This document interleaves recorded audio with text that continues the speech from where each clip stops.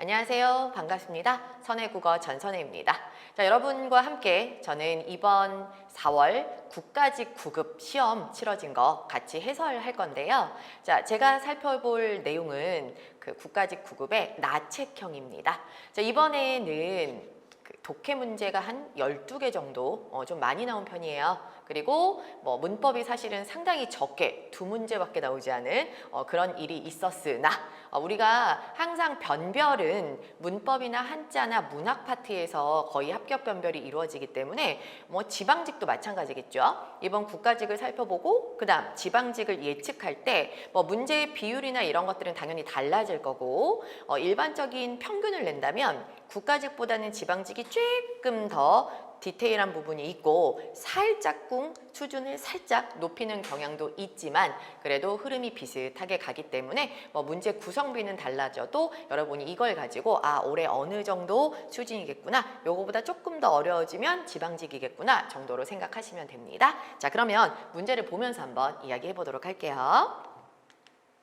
자, 1번 문제는 조건 제시형 문제입니다.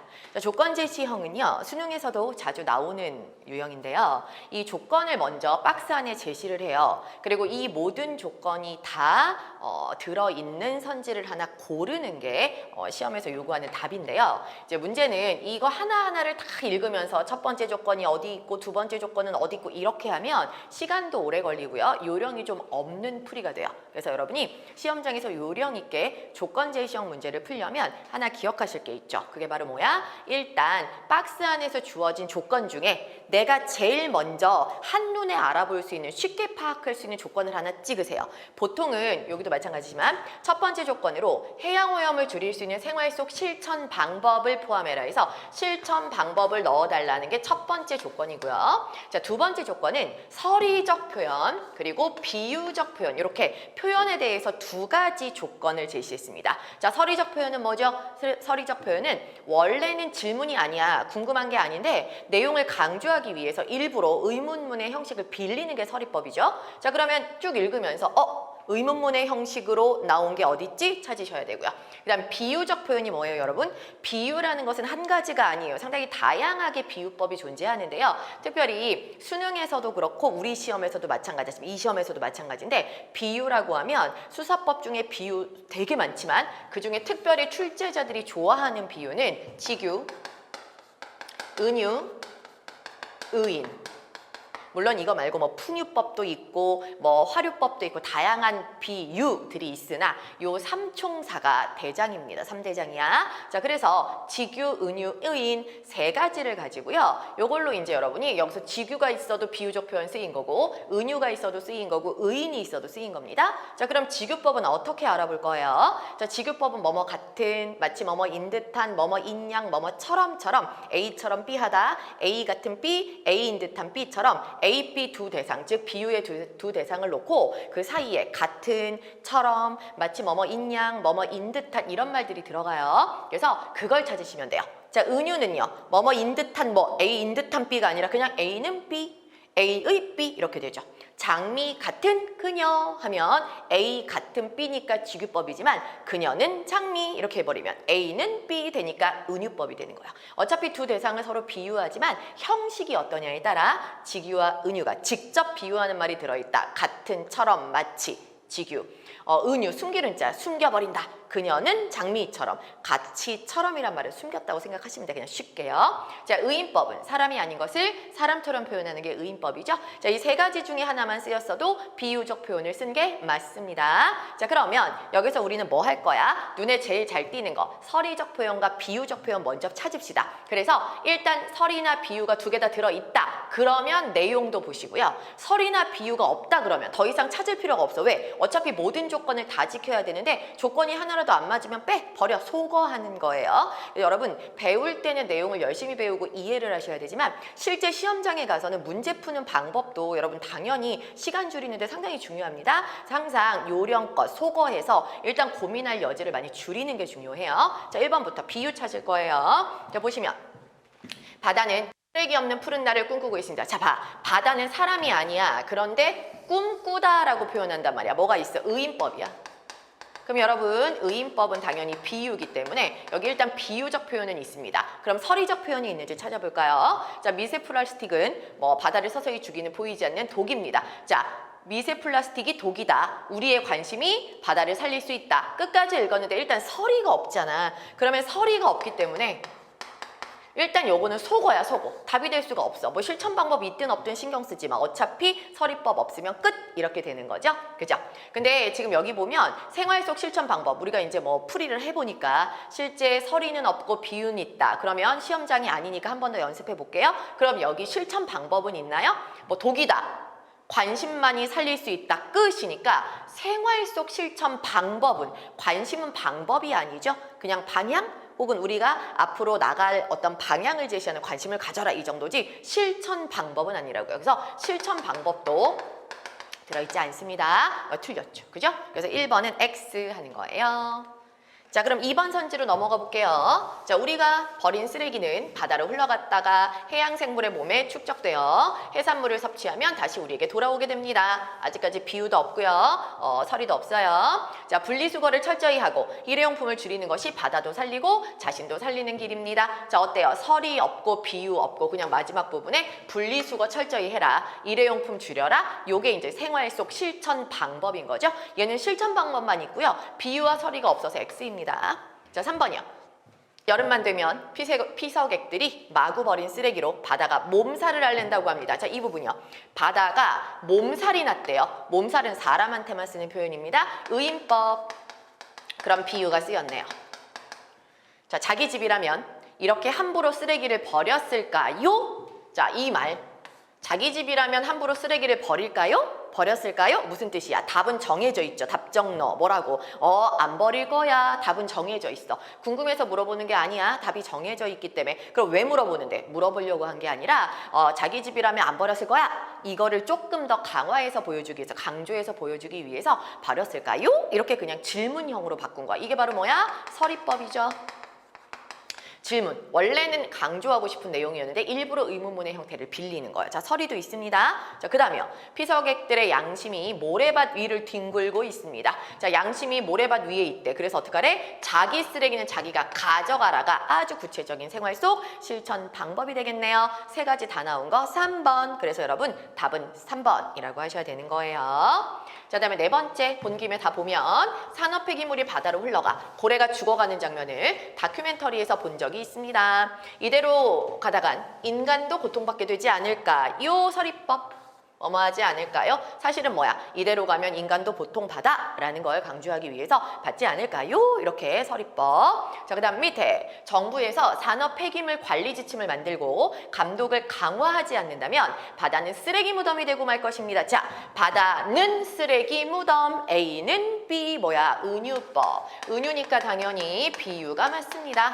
그런데 여기서 지금 정부의 강화 방침을 이야기했지 우리의 생활 속 실천 방법이 없다고. 그죠? 그래서 실천 방법이 없기 때문에 이것도 답이 될 수 없어요. 그래서 답은 3번 이렇게 돼야 되겠죠. 자, 다시 한번 기억하세요. 조건 제시형 문제 풀 때는 어떻게 하라고요? 조건 안에 여러 가지가 들어있을 텐데 그중에 가장 눈에 잘 띄는 표현법에서 먼저 조건을 적용을 해서 소거, 필요 없는 건 소거하시고 가장 많이 들어있는 거 위주로 다 살펴보는 게 좋겠어요. 모든 조건이 다 들어있는 거 위주로 채워가셔야 되겠죠? 답은 3번 하시면 됩니다.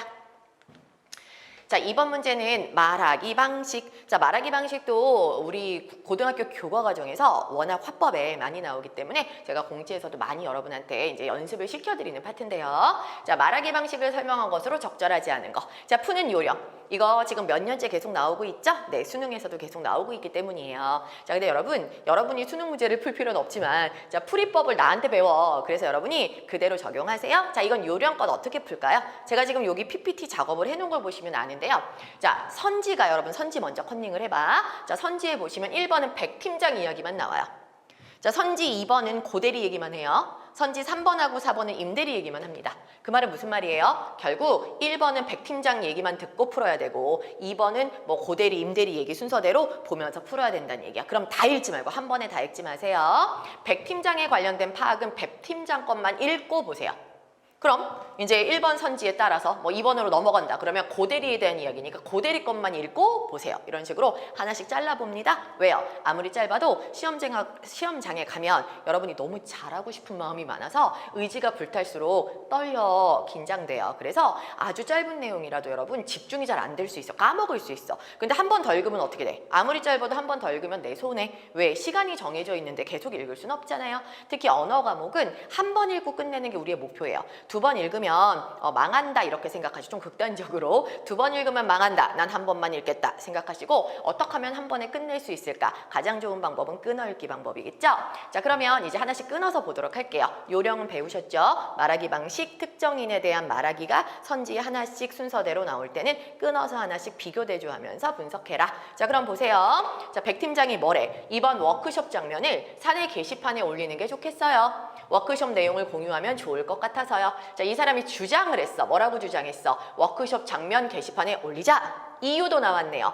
공유하고 싶어서 라고 한 거예요. 자, 그때 1번 선지 봅시다. 요거에 대한 평가. 자, 백 팀장은 팀원들에 대한 유대감을 드러내는, 자, 여기서 포인트는 유대감을 드러내는 표현을 사용했다. 유대감이 뭐야? 뭔가 친밀감을 강화하는 표현인데 여기 우리 이거 올리자. 난 이랬으면 좋겠다. 그냥 이렇게만 말했는데 어디가 친밀감을 형성하는, 어디가 유대감을 드러내는 표현이야? 없어. 눈 씻고 찾아봐죠? 없죠. 그리고 자신의 바람을 전달하고 있죠. 자신의 바람이라는 게 올렸으면 좋겠어요 라는 거니까 네, 바람은 있습니다. 그러나 유대감을 드러내는 표현이 없다고요. 자, 여러분 너무 잘 하시겠지만 제가 높아심이 하나 이야기하면 당연히 선지가 길고 여기에 보면 유대감을 드러내는 표현을 사용했다라는 문장과 바람을 전달하고 있다는 문장 두 개가 연결된 거 보이실 거예요. 항상 선지가 길수록 그 안에 들어있는 정보가 2가지 내지 3가지가 연속되니까 3가지든 2가지든 모든 정보를 충족해야만 답이 되는 거 아시죠? 둘 중에 하나라도, 즉 들어있는 정보 중에 하나라도 맞지 않으면 X인 거 당연히 아시죠? 자, 이 말을 왜 할까요? 빨리 읽지 마시라고요. 빨리 읽지 마시라고요. 급한 마음에 내가 아무리 잘하는 사람이라도 급한 마음에 그냥 쭉 읽으면 어떤 분들 같은 경우는 유대감을 드러내는 표현, 이거는 그냥 뭐 올리는 게 좋겠어요. 뭔가 그냥 팀원들끼리 얘기했으니까 유대감 드러내는 거 아니야? 이렇게 생각할 수 있지만 아니야. 정확하게 그 표현을 찾을 수 없다면 X가 되겠죠? 그래서 답은 이게 이제 1번은 X가 되는 거야. 적절하지 않은 거 바로 답이 나왔죠? 1번이에요. 그러나 여러분이 시험장에서는 이거 1번 하고 넘어갈 사람 물론 있겠지만 어떤 사람들은 또 꼼꼼하니까 우리가 어떻게 돼? 2, 3, 4번도 더 봐야겠다 이렇게 생각하잖아. 근데 그것까지 말리진 않습니다, 제가요. 왜? 어차피 시험 문제 선지 4개 내려면 출제자들은 무척 고심해요. 오류도 없어야 되고 최대한 문제가 그럴싸하게 만들어지면서 뭔가 되게 매력적 오답도 넣어줘야 되기 때문에 심혈을 많이 기울여서 만든 선지들이니까 시험장 가서 여러분이 아무리 1번이 답인 것 같다. 예를 들어 암기형, 문법 같은 거 있잖아. 딱 봐도 얘는 틀렸다 맞았다가 암기로 그냥 나오는 거는 1번이 답이면 더 이상 읽을 필요도 없어. 그런데 그게 아니라 이렇게 나름대로의 사고라든지 아니면 이렇게 비교 대조를 해야 되는 아이들은 여러분이 조금 의심스럽다, 나 다 읽고 싶다 그러면 답이 나온 것 같아도 혹시 2, 3, 4번에 뭐가 있나 읽어보시는 건 괜찮아요. 대신 답이 좀 빨리 나온 것 같다 하면 밑에 거는 빠르게 그냥 안 읽는 것보다는 출제자의 심혈을 기울인 내용물이 거기 있으니까 시험장 가서 한번 읽어주는 건 괜찮습니다. 자, 답은 나왔지만 2번 보도록 할게요. 자, 고대리가 전 반대합니다. 사내 게시판에 영상 내용을 공개하는 것은 부담스러워서요. 타 부서와 비교될 것 같기도 하고요. 자, 고대리 반대했다. 의견에. 왜? 이유가 나왔어. 반대하는 이유가 나왔어. 나 부담스러워. 다른 부서랑 비교되잖아. 이렇게 얘기를 한 거예요. 자, 2번 선지. 고대리는 백 팀장의 제안에 반대하는 이유를 명시적으로 밝히며, 자, 반대하는 이유 명시적으로 밝혔다. 네, 왜 반대하는지 명시라는 게 뭐야? 확실하게. 네, 명확하게. 부담스럽다. 비교될 것 같다 라고 명시했습니다. 그 다음 백 팀장의 요청을 거절했다. 네, 맨 앞에 반대합니다. 거절했잖아. 그죠? 완전 맞는 말이죠. 그 다음에 3번째 임대리가 뭐라고 해요? 자, 임대리가 저도 팀장님 말씀대로 정보를 공유한다는 취지는 좋다고 생각해요. 다만 다른 팀원들의 동의도 구해야 될 것 같고, 자, 일단 얘는 뭐라고 했냐면 공유한다는 취지는 좋다고 생각한다 해서 일단 뭐예요? 팀장에게 일단 동의. 다만은 보통 어때요? 그러나에 가깝죠? 다만, 다른 팀원들의 동의를 구해야 할 것 같고 여러 면에서 우려되긴 하네요. 결과적으로 뭐예요? 동의도 없으니까 바로 올릴 수도 없고, 그리고 우려가 돼라고 슬쩍 뭐야. 지금 보니까 긍정적인 방향이 아니라 그 부정적인 방향이네. 이 임대리도. 좀 나 안 올렸으면 좋겠는데. 근데 말을 되게 부드럽게 하죠. 그 의견 좋네요. 하지만 버트 나는 뭐 이런 게 우려돼라고 얘기하는 거죠. 자, 팀원들의 의견을 먼저 들어보고 잘된 것만 시범적으로 한두 개 올리는 게 어떨까요? 자, 나는 우려가 돼. 부정적이야. 하지만 딱 자를 순 없고 팀장님 말씀대로 하되 한두 개만 올려보면 어때요? 올립시다. 이것도 아니야. 어떨까요? 뭐예요? 이거는 분명히 자신의 주장이긴 한데 의견을 내세우는 방법 자체가 어떤 방법을 쓰고 있어요? 자, 어떨까요? 질문, 그죠? 질문형, 의문문의 형식을 이용하고 있어요. 그죠? 마치 상대의 뭐야? 의향을 물어보는 걸로. 나 이거 할 거야가 아니라 나 해도 될까? 이렇게요. 그죠? 자, 이거 화법에서는 우리가 뭐라고 하냐? 말하기 방식에서 뭐라고 하냐? 바로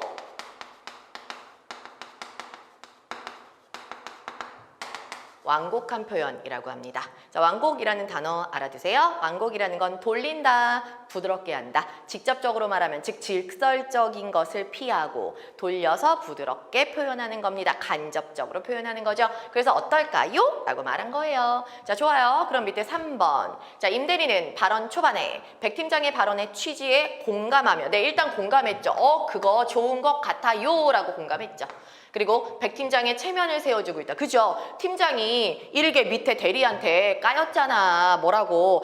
저거 싫은데요. 그 대리가 아까 반대했잖아요. 자, 팀장님 조금 마음의 상처를 입었어. 그러니까 어떻게 해야 돼? 당연히 지금 임대리 입장에선 딱 보니까 임대리가 이 MBTI가 상당히 사회성이 좋은 MBTI네. 그래서 어떻게 딱 보니까 팀장님 좀 기분이 나쁠 것도 같고 상처받았을 것도 같으니까 좀 어때 우쭈쭈 해주니까 지금 공감한다. 일단 얘기해서 체면 살려준 거 맞아요. 그러나 그래도 사회생활은 똑부러지게 해야지. 그러니까 어떻게 돼? 부드럽게 자기 의견은 내는 거야. 하지만 이렇게 하면 어떨까요? 라고 해서 할 말은 합니다. 임대리 똑똑하네. 그죠? 그래서 4번 보시면 임대리는 대화 참여자의 의견을 묻는 의문문을 사용하여 어떨까요? 의문문 사용했습니다. 자, 그래서 자신의 의견을 간접적으로 드러내다. 제가 아까 뭐라고 했죠? 완곡한 표현. 이렇게 할 거야가 아니라 해도 될까요? 이런 거 돌려서 말하는 완곡이라고 했습니다. 좋아요. 다 있네요. 그래서 잘못된 거 1번이라고 하시면 됩니다.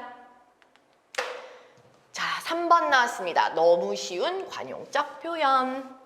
원래 여러분 시험 대비할 때 어휘 외우셔야 되죠? 그래서 열심히 이제 어휘 암기를 여러분이 하셔야 되는데 영어 단어만 외우는 건 아니죠. 우리가 속담, 관용어, 그리고 물론 문법 안에서도 표준어, 외래어 표기법, 한글 맞춤법 57항 이런 애들은 다 여러분이 어휘를 암기를 해주셔야 되는데요. 지금 요 관용 표현 같은 경우는 우리가 조금만 사회생활을 하는 사람들이랑 우리 거의 사회생활 하잖아요. 그죠? 그러니까 어때요? 요 정도는 어디서 많이 들어본 표현들이 나와서 상당히 무난하게 나온 문제예요. 이번에 국가직의 관용 표현은 따로 외우지 않아도 어느 정도 우리가 알고 있는 표현들. 자, 홍역을 치르다, 잔뼈가 굵다, 입추의 여지가 없다, 어깨를 나란히 하다 이런 게 있습니다. 자, 일단 여러분 홍역을 치르다. 그죠? 자, 여러분 여러 선생님들이 계셔서 홍역, 제가 말하지 않아도 선생님들이 더 잘하실 거예요. 그죠? 그래서 일단 홍역을 치르다 하면요. 이거는 뭐예요? 옛날에는 이제 뭐 예방주사 같은 거 없으면 한번 이렇게 돌림병 이렇게 홍역 딱 돌면 다 이제 완전히 끝나는 거지. 마을 단위로. 그죠? 그러니까 어떻게 돼요? 홍역을 치르는 건 너무 마을 전체적으로 너무 시련과 고난과 힘든 일을 막 겪는 거야. 그죠? 그래서 홍역을 치르다는 아주 어려운 일을 겪다, 힘든 일을 겪다 이런 얘기겠죠? 그래서 여기 심한 어려움을 겪다 맞습니다. 자, 두 번째요. 잔뼈가 굵었다.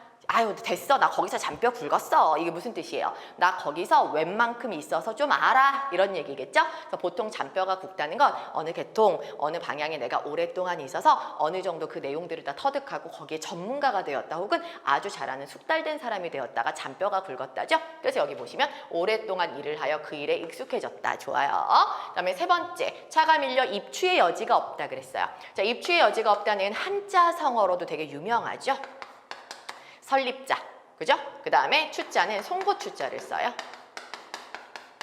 자, 그래서 입추, 송곳을 세우다, 그죠? 입추, 송곳을 세우다 라는 뜻이거든요. 그래서 입추, 지지, 땅지자를 쓰면 자, 입추지지가 뭐냐면 송곳을 세울 땅이라는 뜻인데요. 요거는 보통 여기서 여지는 남을 여자의 땅지자거든요. 송곳을 세울 남은 땅이 없다라는 뜻이에요. 여기는 송곳을 세울 땅이라는 뜻이고, 그래서 유사하게 쓰이는데요.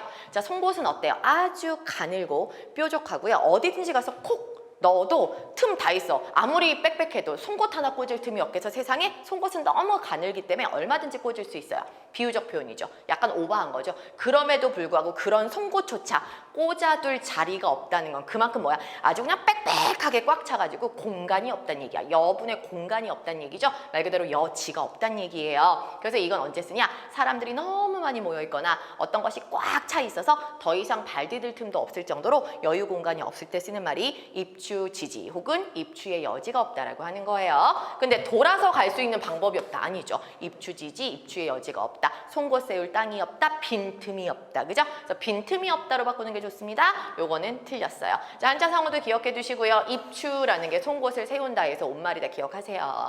자, 그 다음에 네 번째예요.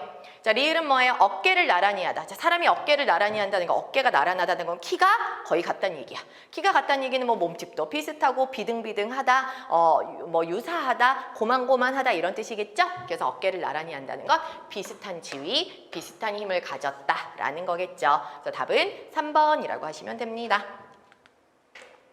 자, 4번은 순서 재배열. 자, 순서 재배열은 공시생들이 가장 힘들다라고 여기는 유형 중에 하나예요. 비문학 쪽 독해 파트에서는. 자, 순서를 여러분이 재배열하는 문제를 풀 때는 첫 번째, 지금 띄워드린 것처럼 먼저 선지를 보셔야 되겠죠. 왜요? 선지는 이 순서 재배열이 어려운 걸 알기 때문에 출제자들이 우리에게 주는 첫 번째 선물, 힌트입니다. 그래서 선지를 먼저 보시고 이 안에 들어있는 힌트를 얻어서 그 다음 단계로 넘어가야 되는데, 때로는 너무 쉽게 문제를 출제했다 싶으면 출제자가 힌트를 안 주기도 합니다. 이 문제가 바로 힌트 안 준 문제예요. 왜? 너무 쉽고 3개밖에 없기 때문에 3개를 순서대로 연결하는 건 너무 쉬워. 그리고 맨 앞하고 맨 뒤에 이미 글을 또 정확하게 고정시켜 놓은 게 또 있기 때문에 너무 쉽게 맞출 수 있을 거라고 생각해서 이거는 힌트를 안 줬습니다. 원래 힌트는 어떻게 였냐? 자, 지금 선지 1, 2, 3, 4번 있죠? 선지를 먼저 보고 어디를 보냐? 선지의 맨 앞을 보는 거예요. 그러면 1, 2번은 가로 시작하고요. 3번과 4번은 각각 나와 다로 시작합니다. 원래대로라면, 원래 힌트를 주고 싶은 그 출제자는 어떻게 하냐면 1, 2번은 가로 시작해. 근데 3, 4번은 다 나로 시작해. 예를 들면. 그래서 그 학생들로 하여금 가 아니면 나 둘 중에 하나가 앞에 와야 되겠구나 라는 힌트를 먼저 얻게 합니다. 그리고 그걸 가지고 학생들이 그대로 가하고 나 2개만 먼저 읽는 거야. 그리고 둘 중에 누가 앞에 와야 되는지를 고르면 벌써 반은 고르고 반은 소거할 수 있기 때문에 풀 때 훨씬 좋겠죠. 그래서 그렇게 원래 풀어야 되는데 얘는 지금 힌트가 없어. 다 그냥 보여줬기 때문에 어차피 여러분 다 읽으셔야 돼요. 자, 그러면 힌트가 없어서 다 읽는다. 그럼 이제 어떻게 해야 되냐? 다 읽으면서 여러분은 여러분 나름대로의 힌트를 발견하셔야 돼요. 어떤 힌트? 일단 구절이 반복되는 게 단락마다 반복되는 키워드가 있으면 키워드가 반복되는 애들, 겹치는 애들은 주로 연결됩니다. 혹은 키워드가 연결되지 않더라도 뭐 이런, 그런, 저런처럼요. 이그저, 이런 그런 저런 같은 지시어라든지 그러나 하지만 그래서 같은 접속어들이 역시나 또 큰 단서, 우리에게 단서를 제공하죠. 자, 일단 읽으면서 한번 보도록 할게요. 자, 보시면 일단 맨 앞에 주어진 글이 있기 때문에 얘는 빼도 박도 못하고 그대로 그냥 여기 박혀있는 아이니까 얘를 먼저 읽으시고 이 뒤에 이어질 게 가나다 중에 누군지를 찾으시면 돼요. 자, 읽어볼게요. 빅데이터가 부각된다는 것은 기업들이 빅데이터의 가치를 받아들이기 시작했다는 뜻이다. 여기에는 기업들이 데이터를 바라보는 시각이 변한 측면도 있다. 자, 지금 빅데이터, 데이터라는 단어가 많이 나왔어요. 자, 빅데이터라는 단어가 여러 번 반복된 거 보니까 이 글은 빅데이터에 대해서 이야기하는 글이군요. 자, 빅데이터가 뭐가 어떻대요? 기업들이 빅데이터를 활용하게 가치를 받아들인다는 건 이제 그것의 중요성을 알게 됐다는 얘기고요. 여기에는 기업들이 데이터를 바라보는 시각이 변했다 했으니까 원래는 아마 안 그랬나 봐. 근데 기업들이 빅데이터를 활용하고 빅데이터의 중요성에 눈을 떴다 이거겠죠. 어쨌거나 기업들이 빅데이터를 이용하기 시작했다. 빅데이터를 향한 기업들의 시각이 바뀌었다가 맨 앞이에요. 자, 이 뒤에 올 내용을 찾아야 됩니다. 가부터 읽어볼게요. 자, 기업들은 고객이 판촉 활동에 어떻게 반응하고 평소에 어떻게 행동하며 사물에 대해 어떤 태도를 보이는지 알기 위해 많은 돈을 투자해 마케팅 조사를 해왔다라고 했어요. 자, 가의 핵심 내용은 비용이 지금 기업들이 뭘 했다, 소비자의 행동 패턴 같은 거 어떻게 반응하고 어떻게 되는지를 알기 위해서 뭘 했다고요? 돈을 투자해서 조사를 해왔대요. 자, 그러면 옆에다 한번 정리를 해볼게요. 여러분, 제가 설명을 해야 되니까 정리를 해볼게요. 자, 가는 기업들이 조사했다.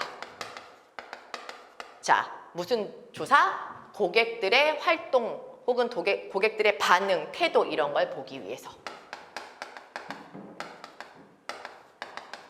반응이라든지 태도에 대해서 조사했다. 그죠? 이게 가의 내용이에요. 자, 그 다음 나도 읽어볼게요. 자, 그런 상황에서, 자, 나의 핵심은 그런 상황입니다. 자, 그런이죠. 이런 그런 저런. 자, 지시어가 있으면 무조건 중요합니다. 자, 볼게요. 그런 상황에서라고 시작하니까 나의 앞에는 뭐가 와야 돼? 어떤 상황이 와야 돼.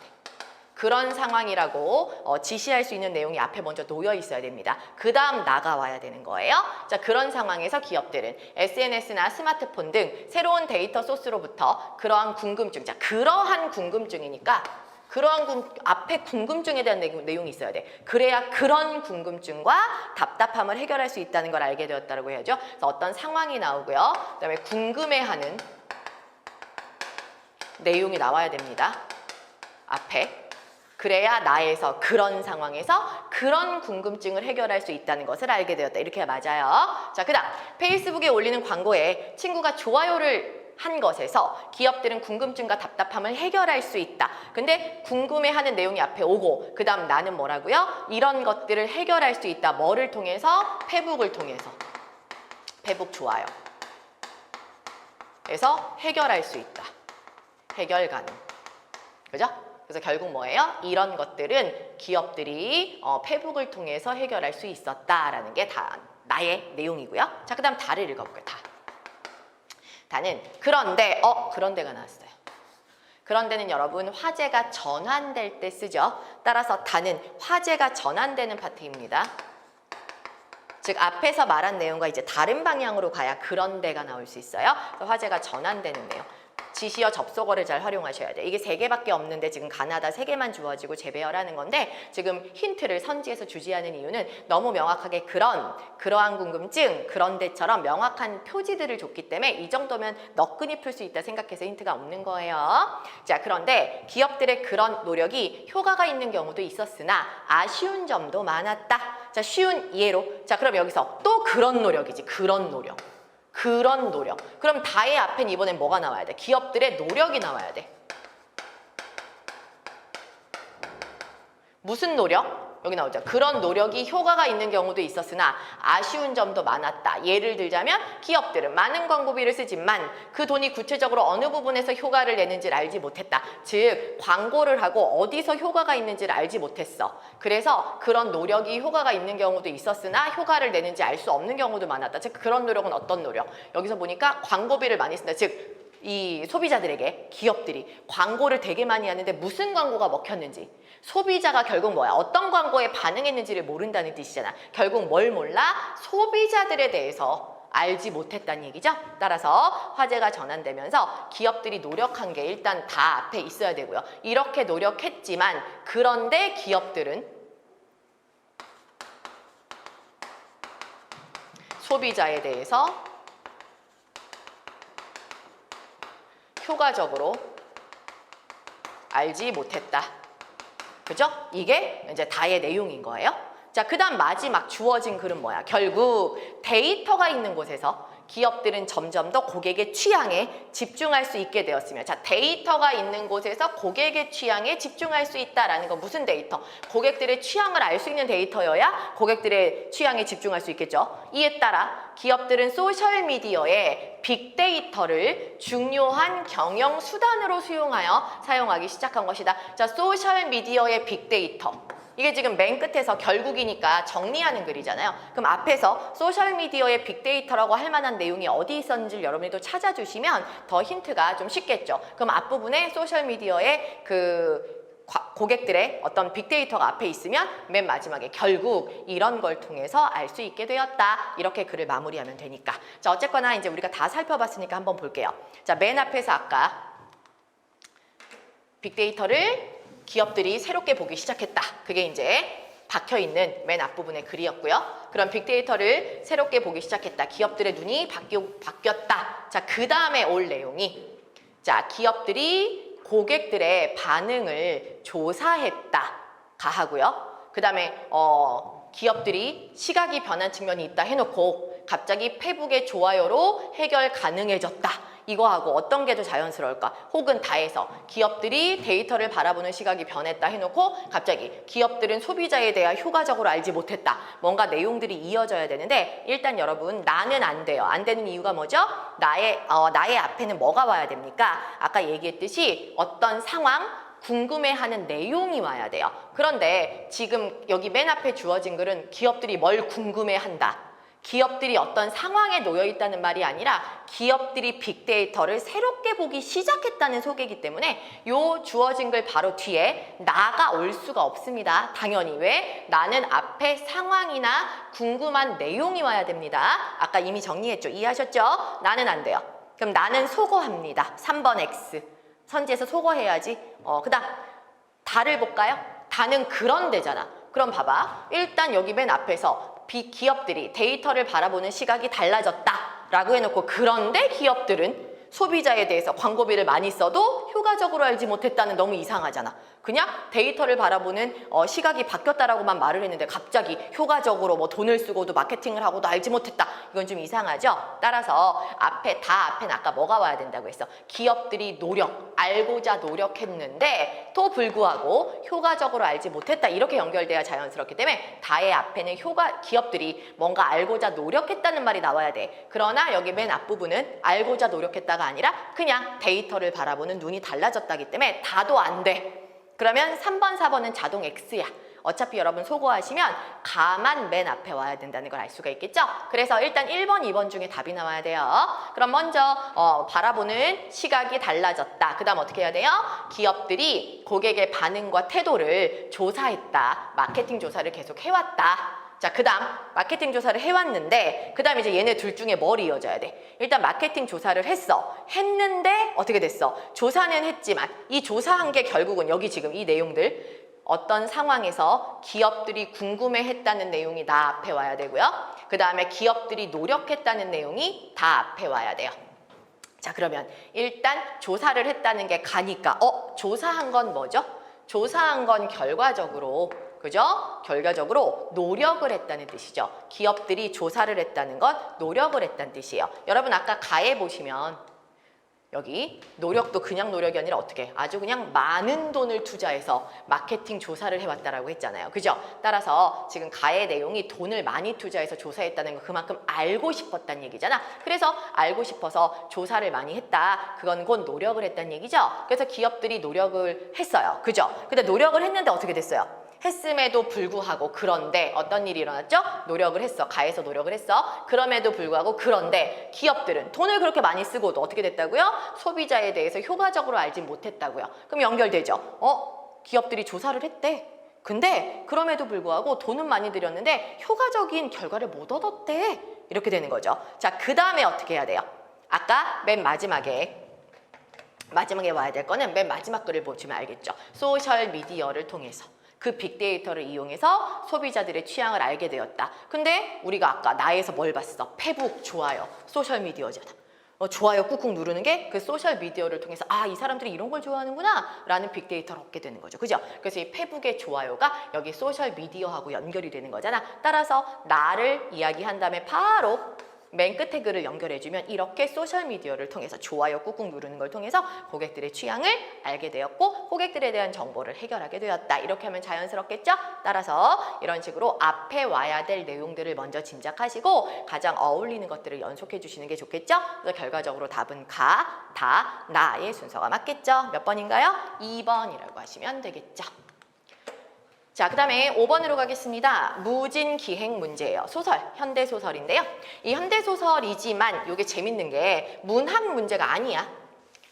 그럼 뭔데? 문학작품을 줬는데 추론 문제, 비문학 독해의 추론 같은 문제야. 왜? 일단 내용에 주어진 정보들을 재조합해서 무진이 어떤 곳이고 그 다음 무진이 어떤 특징을 가졌으며 이런 것들을 파악하는 내용입니다. 자, 그럼 여러분 일단 한번 보도록 할게요. 기억에 밑줄을 그어놨죠. 무진이라고. 그리고 무진을 이해한 내용으로 적절하지 않은 거. 그럼 결국 여기서 무진에 대한 정보가 쭉 나올 거고요. 이 정보를 여러분이 읽으시면서 아, 무진은 이런 곳이구나. 무진은 이런 곳이구나. 라는 걸 체크해 주시면 됩니다. 자, 이거 시험지에서는 되게 짧은 글이긴 한데요. 아까도 얘기했지만 선지, 만약에 여러분이 무진에 대한 설명, 뭔가 문제가 낯선데 뭐 주제를 물어본 것도 아니고 인물의 특성을 물어본 것도 아니고 서술 방식을 물어본 것도 아니야. 그럴 때는 일단 뭔가 감이 안 온다 할 때는 내비게이션이 필요하잖아. 어느 방향으로 가야 될지. 그럼 어떻게 해야 돼? 일단 여러분이 보시고요. 선지를 먼저 보는 거야. 그럼 선지를 먼저 보면 선지에서 어떤 내용이 있어? 뭐 수심이 얕아서 어떻게 된다, 산으로 둘러싸여 있어서 어떻게 된다, 막 이런 거 나오잖아. 그럼 여러분 결과적으로 이걸 보면서 뭘 하는 거야? 본문에서 수심이 얕은지 확인해야 되겠구나. 평야가 발달하지 않았는지를 확인해야 되겠구나. 뭐 이런 게 있단 말이야. 그럼 여러분 이제 그런 걸 볼 때 힌트로 내비게이션을 찍고 가야 되니까 다음 목적지를 향해서 그럴 때는 선지를 먼저 컨닝하시면 돼요. 만약에 감을 잡을 수 없어. 도대체 무진에 대해서 물어보는데 무진에 어떤 걸 물어볼까? 내가 뭘 위주로 읽어야 되지를 먼저 알고 싶으면 뭐 하라고요? 컨닝을 먼저 하시라고요? 선지를요. 근데 그때 막 꼼꼼히 하나씩 읽지 마세요. 왜요? 그냥 눈으로 훑어보는 거야. 뭐를? 그냥 방향만 알면 돼. 여러분 혹시 운전하는 분들이 또 계실 수도 있잖아요. 운전할 때 어떻게 해요? 내비 찍으면 가기 전에 먼저 목적지까지 무슨 길로 가나 쭉 한번 훑어본 다음에 그 다음 따라가는 거지 한 번도 안 보고 그냥 그때그때 보진 않아요 우리가. 그럼 좀 약간 당황스럽잖아. 그러니까 먼저 목적지 찍고 대충 거기서 안내해 주는 대로 먼저 쭉 끝까지 한번 이렇게 훑어서 머릿속에 그 길로 가는 거구나 먼저 하고 나서 이제 꼼꼼하게 내비가 가르쳐 주는 대로 뭐 500m 뒤에서 뭐 300m 앞에서 하면서 가는 거잖아요. 똑같아요. 내비를 잘 찍으셔야 돼요. 감이 안 온다. 목적지가 어딘지 모른다. 먼저 선지를 빠르게 컨닝해라. 그리고 선지에서 컨닝하면서 알게 된 방향으로 맞춰서 집중해서 본문을 읽어라. 이때 본문이 아무리 짧아도 오늘 나의 집중력이 너무 한계가 있다. 너무 집중력이 좀 잘 집중이 안 된다. 그럴 땐 어떻게? 끊어 읽으셔도 됩니다. 끊어 읽으셔도 돼요. 자, 이것도 제가 일부러 좀 끊으면서 읽어볼게요. 자, 무지는 명산물이 별로 없지요? 그들은 대화를 계속하고 있었다. 별게 없지요. 그러면서도 그렇게 많은 사람들이 살고 있다는 건 좀 이상스럽거든요. 자, 무진의 명산물이 별게 없다. 그런데 사람들이 많이 살고 있다. 그럼 여기까지는 일단 정보를 명산물 없음, 사람이 많이 산다. 인구가 많다. 그죠? 자, 그 다음 바다가 가까이 있으니 항구로 발전할 수도 있었을 텐데요. 항구로 발전했다는 게 아니라 바다가 가까우니까 항구가 되지 않니? 라고 물어본 거예요. 그랬더니 가보시면 아시겠지만 그럴 조건이 되어 있는 게 아닙니다. 그러니까 항구 발전의 조건이 없어요. 조건이 안 맞아요. 갖추지 못했어요. 자, 수심이 이유가 나오네. 수심이 얕은 데다가 이유는 수심이 얕아. 그리고 바다를 몇백 리나 밖으로 나가야, 얕은 바다 몇백 리나 나가야만 비로소 넓은 바다, 수평선, 깊은 바다가 나온다라는 건 뭐예요? 얕은 바다만 있고 주변이 수심이 얕다는 거죠. 깊은 바다는 너무 멀어. 그러니까 항구 발전 조건이 안 되는 거예요. 자, 그럼 역시 농촌이군요. 그럼 농촌이군요. 왜? 바다가 얕은 바다밖에 없고 뭐 깊은 바다가 멀리 있으면 농촌이지? 그치? 그렇지만 이렇다 할 평야가 있는 것도 아닙니다. 농촌인 것 같긴 한데 그렇다고 평야가 있는 것도 아니래요. 애매한 곳이네. 자, 그럼 그 5, 6만이 되는 인구가 어떻게들 살아가나요? 자, 그럼 이제 인구는 아까 되게 많다고 했잖아. 그러니까 인구들이 어떻게 살아가야 돼? 그러니까 여기 그러니 그럭저럭이라는 말이 있는 게 아니니까 그래서 이런 조건도 안 맞고 마을이 별로라서 그냥 그럭저럭 산대. 그들은 점잖게 소리내어 웃었다. 원, 아무리 그렇지만 한 고장에 명산물 하나쯤은 있어야지. 웃음 끝에 한 사람이 말하고 있어. 다시 여기까지만 읽어볼게요. 원, 명산물 하나쯤은 있어야지. 무슨 말이야? 하나도 없구나 라는 얘기죠. 네, 아까 명산물 없다는 거. 자, 여기까지 읽었어요. 그럼 여기까지만 읽고 그 다음 선지를 한번 볼게요. 자, 1번. 수심이 얕아서 항구로 개발하기 어려운 공간이다. 아까 여기 수심이 얕고 항구 발전 조건이 안 된다. 맞습니다. 두 번째, 산으로 둘러싸여 있고인데 우리가 읽을 때 산에 대한 언급은 없었어요. 그럼 산으로 둘러싸여 있고는 아직 다 읽진 않았으니까 뒤에 나올 수도 있으니까 저건 남겨두세요. 평야가 발달하지 않았다는 건 우리가 앞에서 읽었죠. 네, 평야 발달은 맞아요. 하지만 이 부분 산으로 둘러싸여 있고는 아직 판단 못해요. 밑에 더 읽으셔야 됩니다. 안 나왔으니까. 3번이요. 지역의 경제적 여건에 비해 인구가 적지 않은 공간이다. 자, 인구가 적지 않다는 건 인구가 많다는 뜻이죠. 아까 뭐 명산물도 없고요. 항구로 발전하지도 않았고 평야도 없으니까 경제적 여건이 농사도 안 되고 어업도 안 되고 뭐 아무것도 안 돼. 근데 인구는 많아. 아까 명산물 없어? 인구는 많아. 항구 발전도 안 돼? 평야도 없어. 그냥 아주 난해한 곳이야. 그래서 요거는 맞습니다. 자, 그 다음 4번이요. 누구나 인정할 만한 지역의 명산물로 안개가. 자, 안개가 아직 안개 얘기가 안 나와서 이것도 평가할 수가 없어요. 안개 얘기 우리 아직 읽지 못했잖아. 그럼 이제 요 2번하고 4번을 우리가 평가하기 위해서 나머지 부분을 읽어주셔야 돼요. 이런 식으로요. 조금 끊어야 되겠다 싶을 때는 끊어서 먼저 소거하시고 나머지 확인할 것만 남겨두시고 다른 글을 나머지 부분을 읽으시면 됩니다. 자, 아까 읽은 거 이어서 읽어볼게요. 자, 무진에 명산물이 없는 게 아니다. 앞에서 사람들이 무진에 명산물 없다고 했는데 갑자기 무진에 명산물이 없는 게 아니래. 나는, 자, 나. 서술자가 나왔네요. 앞에서는 서술자가 얘기한 게 아니라 다른 사람의 대화를 보여주고 있는 거죠. 그런데 지금 보시면 어떻게 됐어요? 여기서는 자기 이야기를 하고 있네요. 자, 나는 그것이 무엇인지를 알고 있다. 그것은 안개다 그랬어요. 안개래. 자, 아침에 잠자리에서 일어나 밖으로 나오면 밤사이에 진주해온 적군들처럼 안개가 무진을 삥 둘러싸고 있다는 것이었다. 자, 안개 얘기 나오네요. 여기 있네. 무진에 명산물이 있대요. 안개래요. 누구의 생각? 나의 생각. 그래서 적군들처럼 안개가 무진을 삥 둘러싸고 있는 것이다. 무진을 둘러싸고 있는 산들 했으니까 산으로 둘러싸여 있는 거 맞네요. 여기 산으로 둘러싸여 있다. 맞네요. 그죠? 산으로 둘러싸여 있다.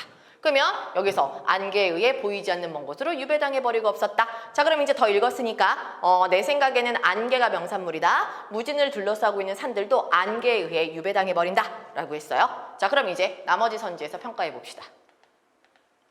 자, 2번의 앞부분 산으로 둘러싸여 있다. 아까 우리가 평가를 못했는데 이제 할 수 있어요. 안개에 둘러싸인 거 맞습니다. 그러면 산으로 둘러싸인 거 맞아요. 그럼 아까 1번, 3번도 맞았는데 4번, 2번도 맞았으니까 결국 4번이 답인데 방금 우리가 안개로 유명한 공간이다. 안개. 아까 지역의 명산물이라고 내가 말해줬잖아. 뭐가 틀렸지? 요 부분. 누구나 인정할 만한. 자, 앞부분에서 사람들이 무진의 명산물 없다고 했어. 그러면 안개가 명산물로 유명하다. 누구 말? 내 말, 내 말. 나 한 사람. 누구나 인정하는 게 아니라 나 혼자 생각하는, 그죠? 그래서 답이 4번이라고요. 나만 생각했어요. 그래서 X라고 하시면 되는 거예요. 자, 여러분 조금 더 보고 한 타임 끝낼 건데요. 제가 이거 이제 2번에 나눠서 여러분한테 알려드릴 건데 일단 조금만 더 보고 끊어볼게요. 자, 6번 보죠. 다음 글에 빈칸에 들어갈 사자성어로 적절한 게 뭐니? 라고 했어요. 자, 사자성어 문제는 좀 쉽습니다. 특히 사자성어는 전체적인 흐름에서 상황에 맞는 걸 넣기 때문에 흐름 파악만 잘 하시면 돼요. 자, 세상에는 어려운 일들이 많지만 외국 여행 다녀온 사람의 입을 막는 것도 그중 하나이다. 특히 그것이 그 사람의 첫 외국 여행이었다면 입 막히는 포기하고 미주알고주알 늘어놓는 여행 경험을 들어주는 편이 정신 건강에 좋다. 뭐래요? 어디 새로운 경험하고 온 사람 입 막기가 힘들어. 자, 그래서 그냥 들어주는 게 낫대. 자, 그 사람이 별것 아닌 사실을 삐리리 하거나, 자, 뭐뭐 하거나 오어 특수한 경험을 지나치게 일반화한들까지. 자, 오어는 여러분 A 또는 B 할 때 또는이 들어가면 A, B의 힘이 대등하다는 거죠. 대등 연결이죠. A 또는 B는 A나 B 아무거나, 즉 A랑 B는 유사한 거니까 둘 중에 아무거나라는 뜻으로 오어를 쓰잖아요. 따라서 A 하거나 B 하다 할 때 A를 알고 싶으면 B를 보시면 돼요. 왜? 어차피 B에서 얘기한 내용과 A에 들어갈 내용이 유사할 거니까요. 그럴 때 and 혹은 or를 쓰죠. 물론 but은 서로 상반되는 거지만 and는 유사한 걸 연결해요. or 역시 유사한 걸 놓고 선택하는 겁니다. 자, 그러면 여기 들어갈 말은 뒤에 오는 내용으로 힌트를 얻읍시다. 자, 특수한 경험을 지나치게 일반화한다. 자, 여러분 특수성과 일반성, 특수와 일반화는 우리 공시에서도 자주 등장하는 단어예요. 자, 특수화, 특수하다, 특수화하다, 특수한 무슨 뜻이에요? 아주 개별적이고 구체적이고 다른 말로 조금 비슷한 말로 개인적으로. 왜? 구체적이고 개별적일수록 개인의 상황이고 아주 특수한 사례니까 말 그대로. 그죠? 근데 자, 지나치게 일반화한다. 자, 여러분 일반화는 뭐예요? 널리, 그죠? 널리 적용하는 게 일반화하는 거예요. 그래서 일반적이라는 말은 모두에게 적용되는, 모두에게 상식으로 통하는 이런 의미라고 보시면 돼요. 그러면 아주 개별적인 하나하나의 구체적 사례, 독특하면서도 개인적일 수 있는 걸 모두에게 적용되는 상식, 널리 적용되는 상식으로 바꾼들 이런 뜻이죠. 그럼 뭐예요? 치 개인의 경험이 마치 모두가 그렇게 하는 것처럼 어떻게 돼? 널리 작은 경험을 모두에게 적용하려고 하니까 작은 범위를 넓게 크게 퍼뜨린다는 얘기죠. 이걸 뭐라고 합니까? 오버한다라고 얘기하잖아요. 그죠? 그래서 뭐야 쟤는 지 혼자 경험한 걸 마치 모든 사람이 다 경험한 것처럼 말하잖아. 이런 의미잖아. 지 혼자 경험한 걸 마치 모두가 경험하는 것처럼 말하잖아. 즉 자기가 하나 본 거를 모두가 본 것처럼 말하잖아. 일반화하잖아. 넓게 퍼뜨리잖아. 크게 만들잖아. 오버하잖아 이거예요. 따라서 오버하는 내용이 들어있으니까 어떻게 돼? 앞에서도 오버하는 내용을 넣으시면 돼요. 그래서 이렇게 오버하거나 저렇게 오버한들 그 수다 때문에 내가 큰 피해를 입는 것도 아니지 않냐. 그러니까 그냥 들어줘라. 적당히 오버해도 들어줘라. 이런 얘기죠. 자, 그럼 이제 1번, 2번, 3번, 4번 중에 어떻게 해요? 오버하는 내용 찾으시면 됩니다. 자, 1번 가죠. 뭐라고 적혀 있어? 각, 주, 구, 펌이라고 적혀 있어요. 자, 세길각자의 배주자, 배 위에 새겼어요. 뭘 새겼어요? 칼을 구하기 위해서 칼 빠뜨린 자리를 배 위에 새겼다는 뜻이겠죠? 그래서 이거는 무슨 얘기냐? 결과적으로 어떤 사람이 배 타고 가다가 칼을 뚝 빠뜨렸어. 배는 움직이고 있는데 배 위에다 칼 빠뜨린 자리를 딱 표시한 다음에 나중에 내가 다시 돌아오면서 이 밑으로 물속으로 들어가서 칼 구해와야지? 자, 배 위에 표시하면 뭐래? 배는 움직이는데, 맞죠? 그래서 이거는 되게 뭔가 돌아가는 상황 판단이 안 돼. 그러니까 사람이 되게 융통성이 없고 자기 눈앞에 보이는 것만 아는 아주 고지식함, 응용력, 융통성이 전혀 없음 할 때 쓰는 말이 각주국어니까 오버하는 거랑은 상관이 없겠네요. 자, 두 번째예요. 자, 말권자, 흑토자. 자, 말악 또르르 말다. 우리 왜 만화 보면 어떤 사람이 막 달리거나 뭐 서부의 보안관 뭐 이런 거 뭐 이렇게 총 쏘고 막 말 달리는 옛날 미국 영화 이런 데 보면 말 탈 때 말 밑에 흙먼지가 막 이렇게 올라오는 거 아시죠? 그래서 이게 흙먼지를 말아 올린다는 뜻으로 말권자, 말다 권자의 흑토자야. 그래서 흙먼지를 말아 올린다? 그리고 어떻게 하는 거야?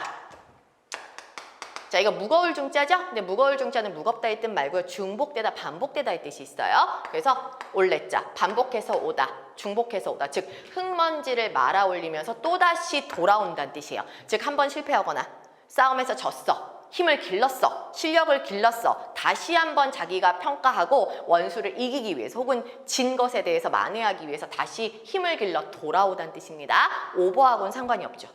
자, 세 번째. 누울 와자.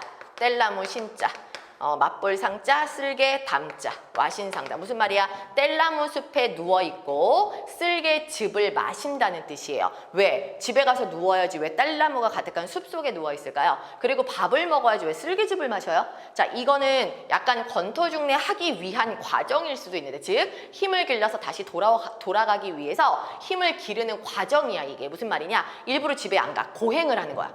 힘을 기르기 위해.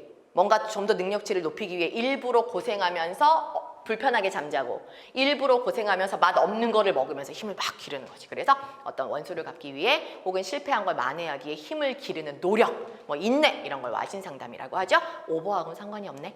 자, 그 다음 네 번째. 자, 이거는 바늘 침자예요. 작을 소자는 다 알죠?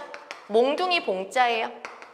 자, 작은 바늘을 큰 몽둥이라고 한다는 뜻이에요. 오, 이게 오바다. 완전 작은 바늘 보고 어머 몽둥이야 이렇게, 그죠? 그래서 작은 바늘 보고 도깨비 방망이만 하다 뭐 이렇게 하면 완전 오버잖아. 그래서 침소봉대, 작은 바늘이 큰 몽둥이처럼 일반화됐다라는 뜻입니다. 답은 4번이라고 하셔야 되겠죠?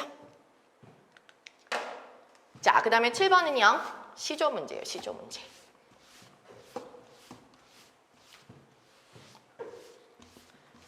자, 시조 문제. 글을 감상한 내용으로 적절한 거. 이거 되게 유명한 시조라서요. 기본적으로 우리가 다 알고 가야 되는. 여러분 지방직은 특히나 더 고전 열심히 공부하셔야 됩니다. 자, 우리 시험에서 고전을 공부하는 방식, 특히 운문을 공부할 때는 어떻게 해야 되죠?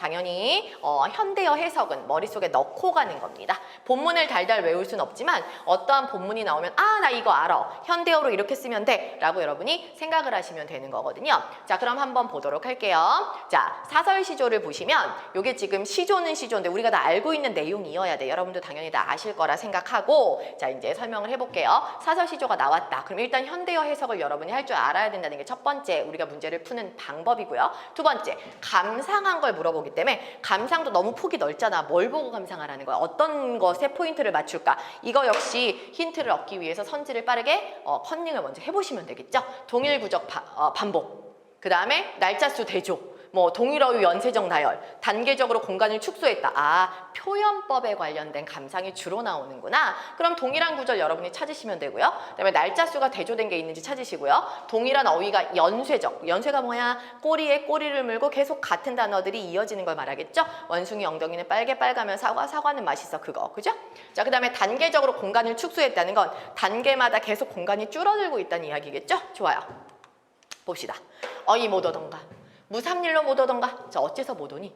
무슨 일 때문에 못 오는 거니?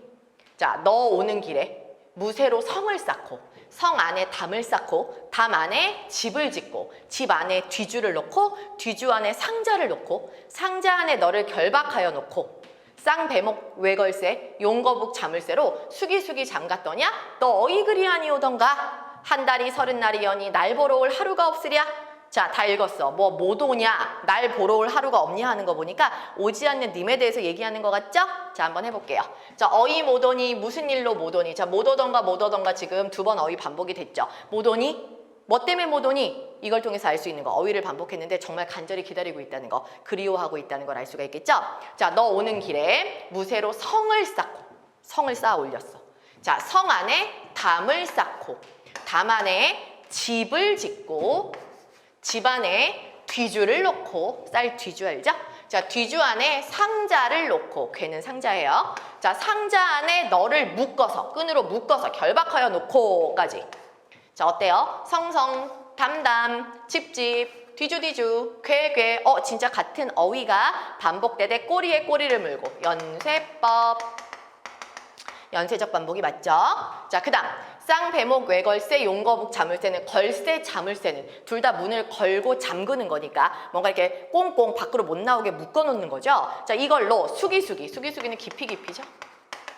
자, 깊이 잠갔더냐? 너 어이 그리 안 오냐? 자, 뭐 아니 오던가 못 오던가 아니 오던가처럼 같거나 유사한 어휘가 계속 반복되면서 왜 안 오니가 계속 나온 거죠. 좋아요. 그러면 지금 계속 기다리고 있다. 너 이런 상황이라도 됐니? 왜 이렇게 못 오니? 라는 거죠. 자, 한 달이 30일인데 날 보러 올 그 하루가 없단 말인가? 라고 했어요. 자, 맨 마지막 구절에서 30일 중에 하루도 나한테 시간을 할애를 못한단 말인가? 라는 거죠. 결국 여기서는 어떤 거예요? 너무 많이 기다렸는데 하루도 나한테 시간 못 내주냐는 어떤 마음이 섞여 있는 거예요. 그리움이 위에 있는데 혹은 기다림이 있는데 진짜 생각해도 너무해서 어떻게 안 올 수가 있어. 플러스 원망이죠.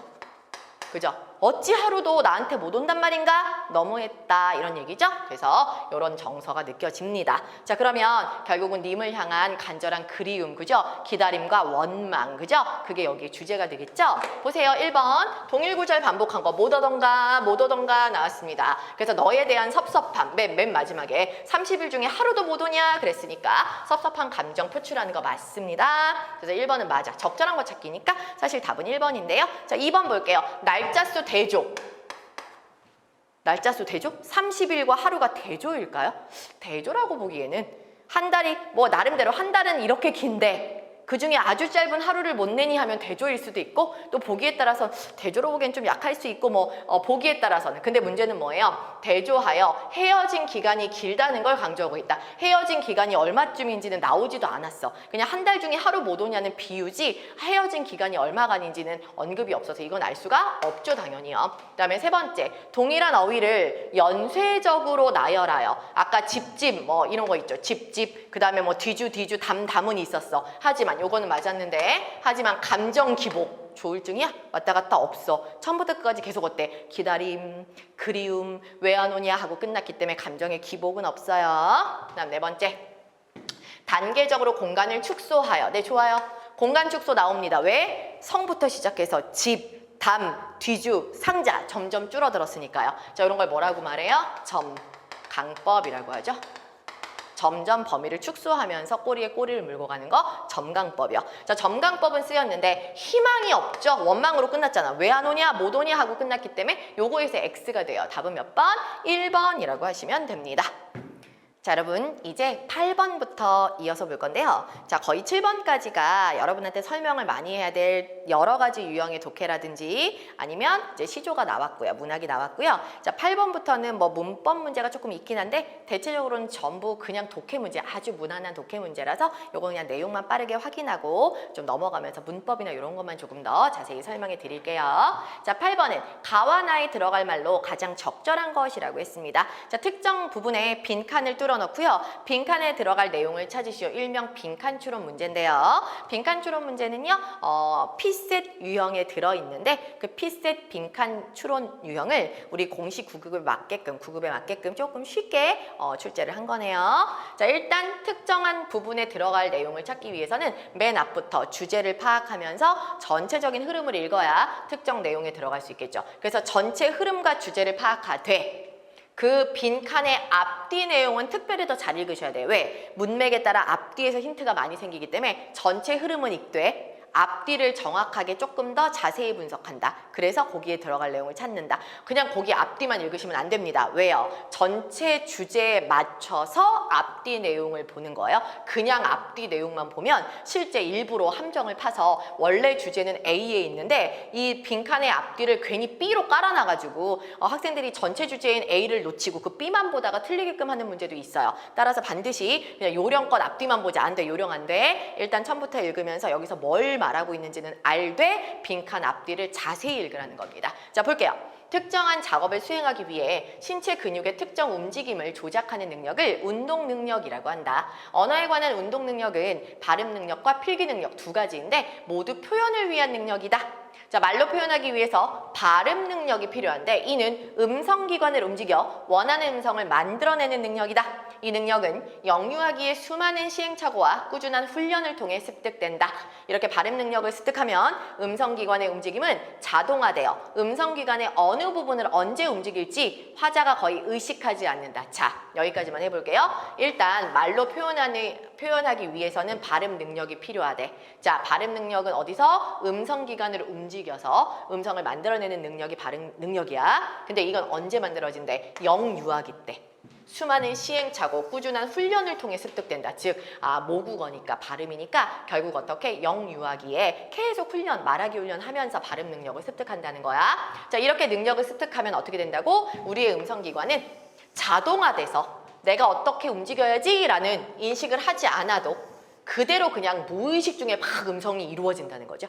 그래서 우리가 모국어에 없는 외국어 음성을 발음하기 어려운 이유는 자, 지금 여기까지 빈칸의 바로 앞 문장 말고 딱 그 앞까지, 즉 전체 흐름을 파악했더니 발음 능력에 대한 이야기를 하고 있는데 발음 능력이란 영유아기 때부터 훈련해서 쌓아오는 거다. 그래서 훈련을 통해 쌓이면 거의 자동화 시스템이라 의식하지 않아도 내 마음대로 이 성대가 움직여서 발음이 만들어진다는 게 핵심이에요. 여기까지가. 그 다음 보세요.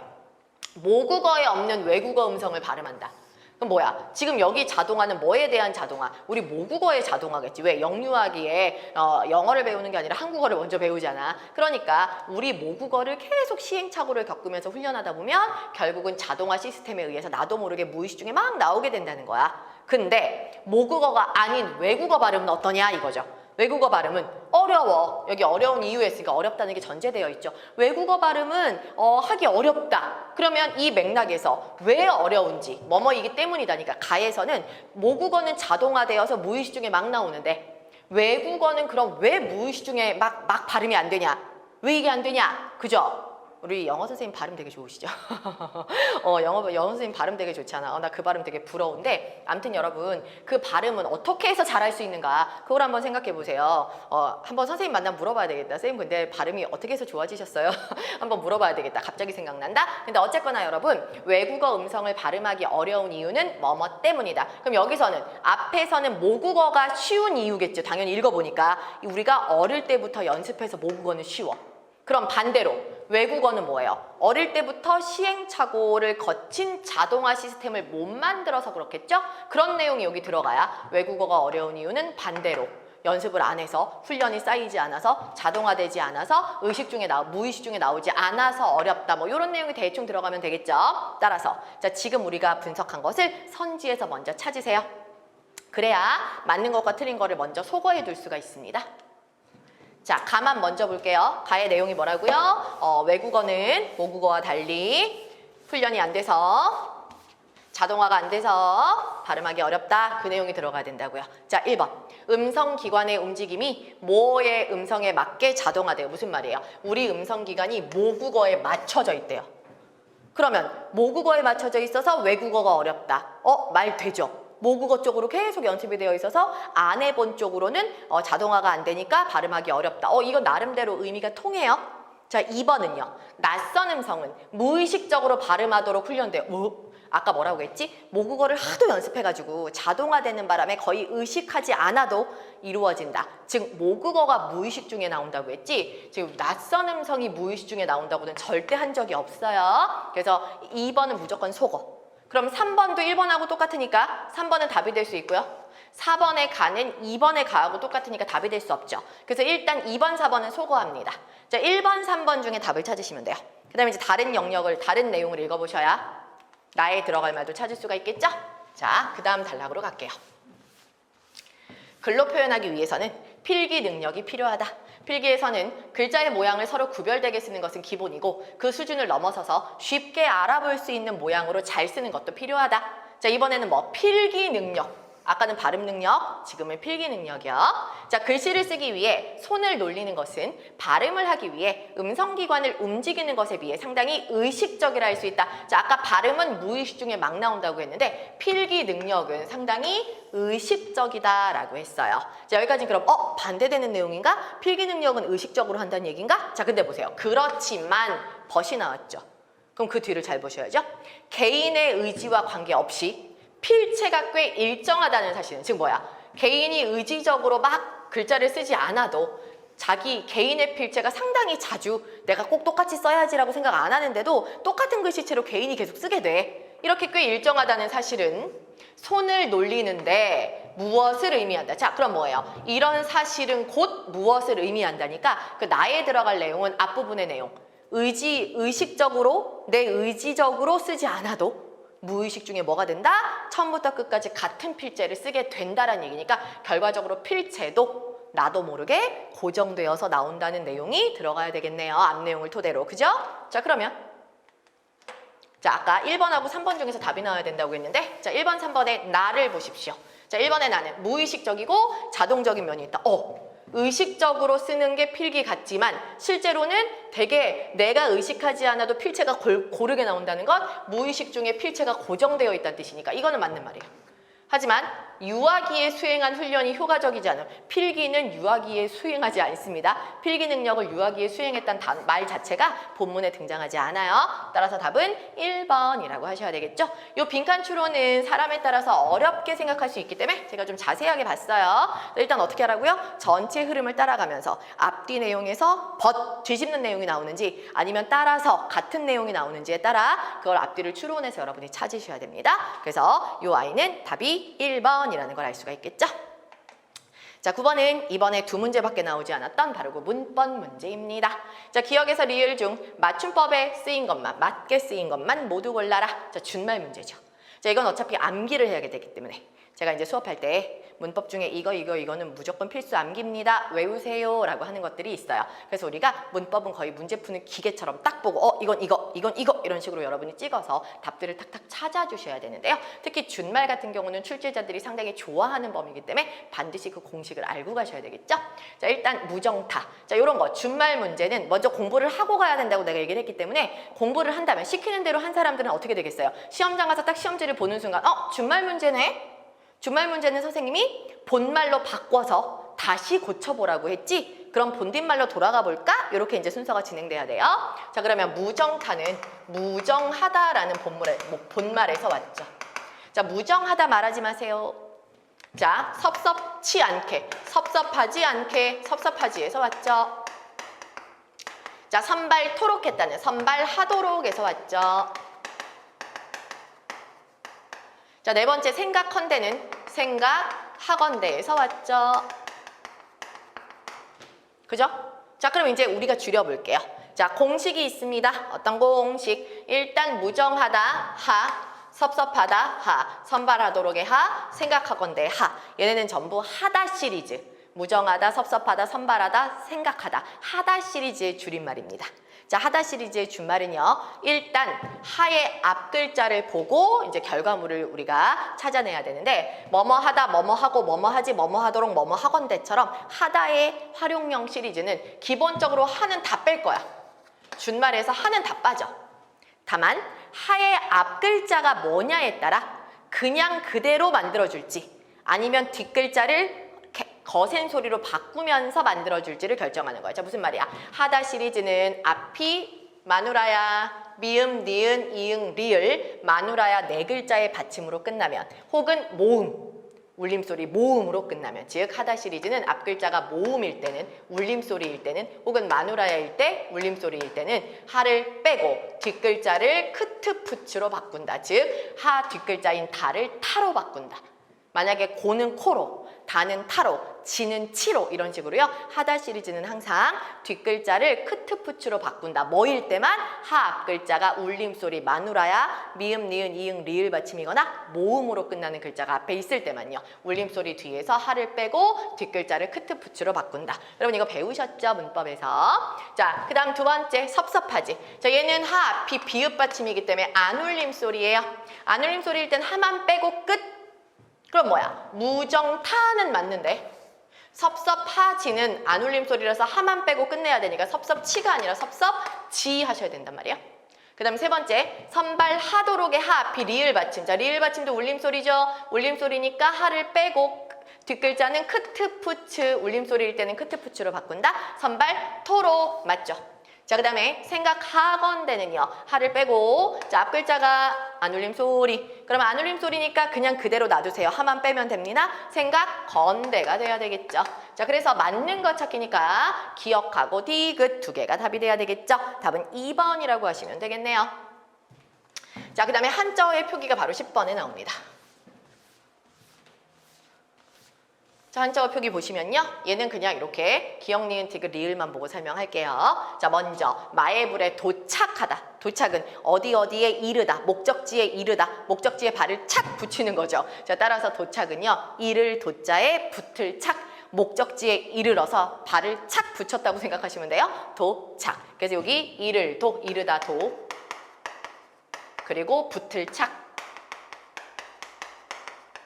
도착 맞습니다. 자, 저 착자 외울 때 어떻게 외워요? 자, 양양자. 우리가 뭐 시간상 제가 이제 여러분하고 같이 여기서 함께 수업할 것은 이제 그 파이널 모의고사, 그죠? 여러분 지방직 대비에 문풀이 바로 들어가서 사실은 이론 수업을 아직 하진 않지만 그러나 여러분 이 제가 이제 수업 시간에 한자 이야기도 많이 해드리는데요. 자, 한자 요거 붙을 착자 외울 때는요. 요게 양양자잖아요. 자, 양양자고 요거 눈목자인 거 아시죠? 그래서 우리가 왜 TV에 가끔 나 돈이 없어서 알바해야 돼. 알바로 뭐 하니? 나 인형 눈 붙이기 알바해. 이런 거 본 적 있어? 시트콤이나 이런 데서 막 나오는데 요즘 진짜 인형 눈 붙이는 알바 있는지 모르겠어. 거의 인형은 중국산이 많아서 우리나라 사람들 눈 붙이기 알바 안 할 것 같은데 요즘 아무튼 그렇게 외우는 거야. 어떻게? 자, 양 인형의 눈을 착 붙이는 거예요. 그래서 양 꼬리를 약간 옆으로 휘게 하면 돼요. 양의 눈을 착 붙이다. 붙을 착. 양의 눈을 착 붙이다, 붙을 착 이렇게 되는 거예요. 그래서 도착 맞습니다. 자, 두 번째는 불상인데요. 자, 이 불자는 부처 불자죠. 그 다음에 상자는 모양 상자예요. 형태, 모양 이런 뜻이죠. 그래서 말 그대로 부처의 형태, 부처의 모양이 불상이죠? 맞습니다. 자, 세 번째는요. 경지. 자, 이게 지경 경자, 경계 경자. 그 다음에 땅지자죠.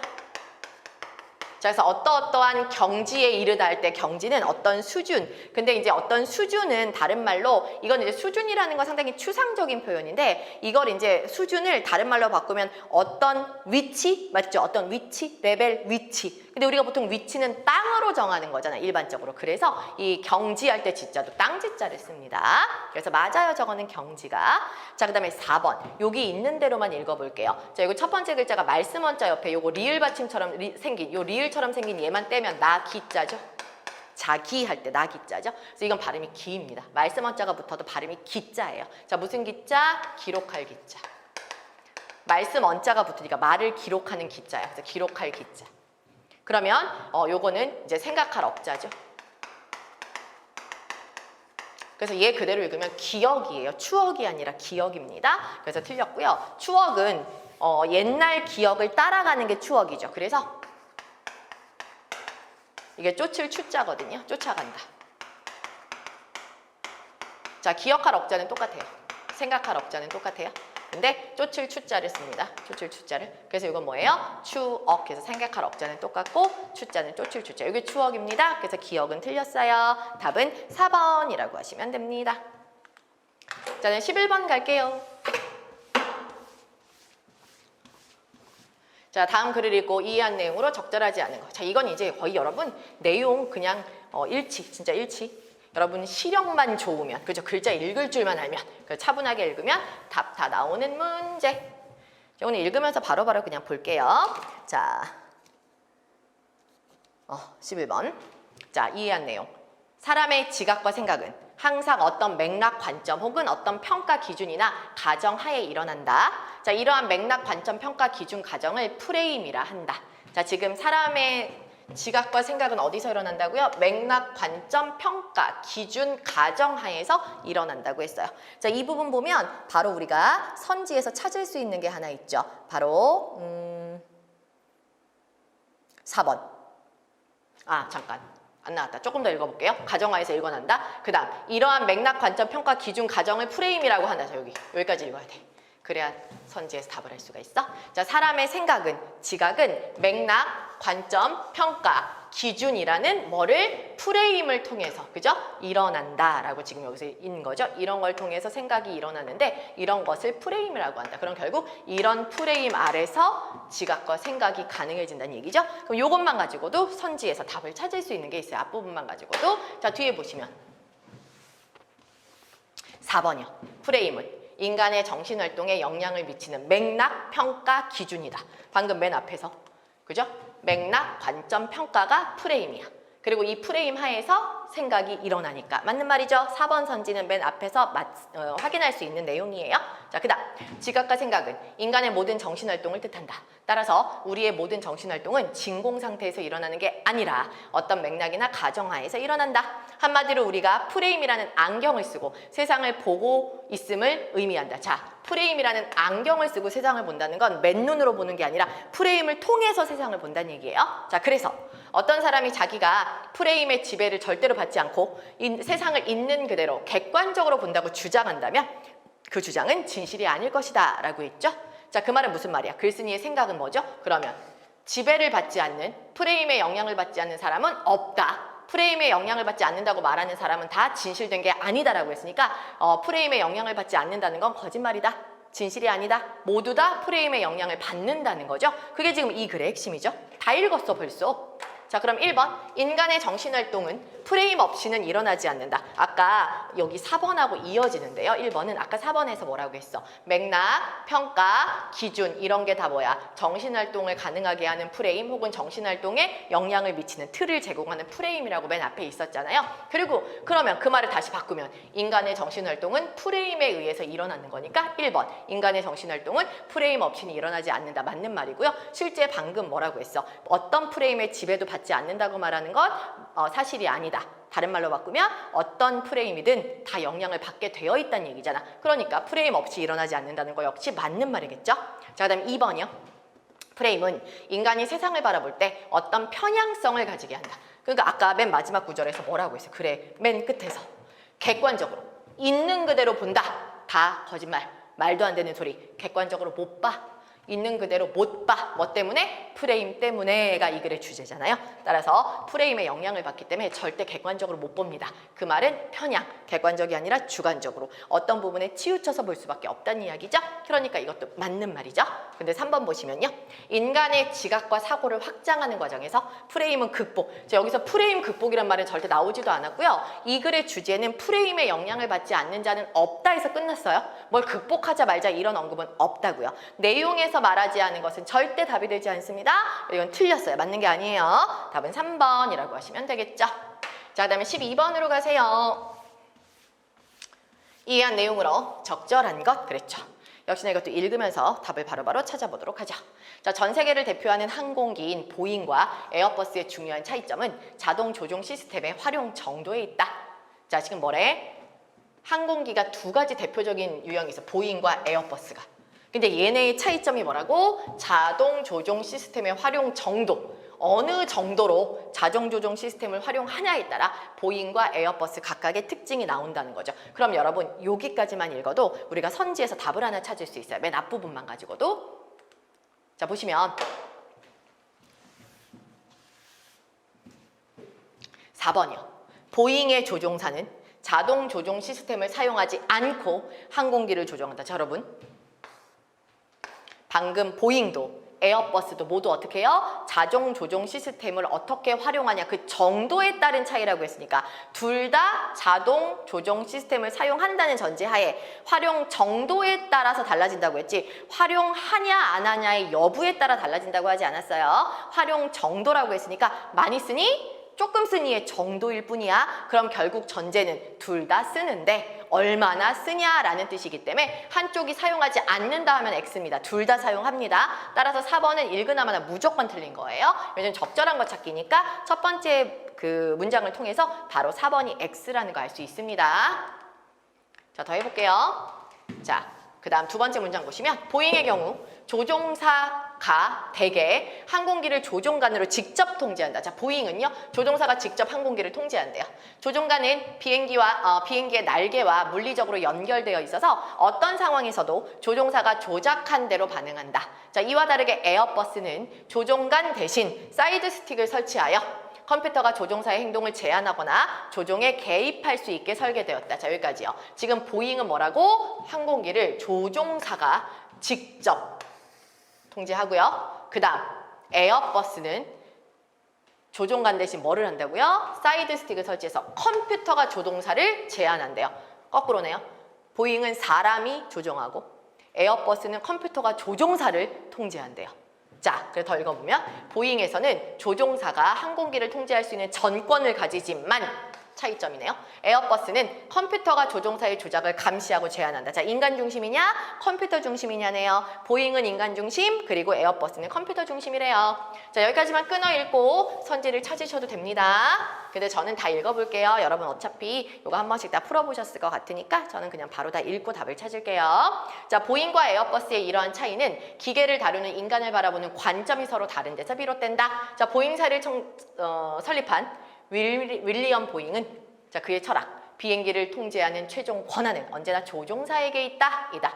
시스템은 불안정하고 완벽하지 않기 때문에 컴퓨터가 조종사의 판단보다 우선시될 수 없다는 것이다. 반면 에어버스의 아버지라고 불리는 베테요는 인간은 실수할 수 있는 존재다라고 전제한다. 배태우는 이런 자신의 신념을 토대로 에어버스를 설계함으로써 조종사의 모든 조작을 컴퓨터가 모니터링하고 제한하게 만든 것이다. 자, 얘네들의 가장 결정적인 차이는 보잉은 기계를 믿지 않아. 그래서 보잉 같은 경우는 뭐라고 했어? 기계는 완벽하지 않기 때문에 사람이 어떻게 해야 된다? 기계를 조작해야 된다. 그런데 거꾸로 배태우는 뭐라고 했어? 에어버스의 배태우는 사람은 실수할 수 있어. 그렇기 때문에 컴퓨터를 써야 돼 라고 얘기를 했다는 거예요. 좋아요. 다 읽었어요. 자, 그러면 아까 4번 맞는 건 우리가 확인을 했고 틀린 건 확인을 했고요. 1, 2, 3번만 바로 보죠. 맞는 것 찾기예요. 1번. 보잉은 시스템의 불안전성을, 그리고 에어버스는 인간의 실수 가능성을 고려하여 설계되었다. 어때요? 이거 바로 맞는 거죠. 그죠? 그래서 1번은 무조건 맞습니다. 보잉은 인간 중심. 왜? 컴퓨터를 믿을 수 없어서. 에어버스는 컴퓨터 중심. 왜? 인간이 실수하기 때문에. 맞죠? 그래서 1번이 무조건 답이에요. 그 다음에 2번은요. 배태우는 인간이 실수할 수 있는 존재라고 보지만까지는 맞아요. 인간이 실수할 수 있는 존재라 컴퓨터 중심으로 가겠다고 했잖아요. 그런데 윌리엄 보잉은 그렇지 않다. 그렇지 않다는 건 뭐야? 실수할 수 있는 존재가 아니란 뜻이야? 자, 윌리엄 보잉은요. 그냥 컴퓨터 시스템을 믿을 수 없다고 했지 인간이 실수한다 만다를 말한 적이 없죠. 제가 아까 앞문제 풀 때 뭐라고 했죠? 본문에서 언급하지 않은 건 답이 될 수 없다고 했어요. 자, 이런 말 몰라. 내용이 없는데 우리가 어떻게 하냐고. 그죠? 이거는 뭐 윌리엄 보잉이 어떻게 생각했다라는 단서를 제공할 만한 내용조차 없기 때문에 이거는 판단 불가. X입니다. 자, 그다음에 세 번째요. 에어버스의 조종사는 항공기 운항에서 자동 조종 시스템을 통제하고 조작한다.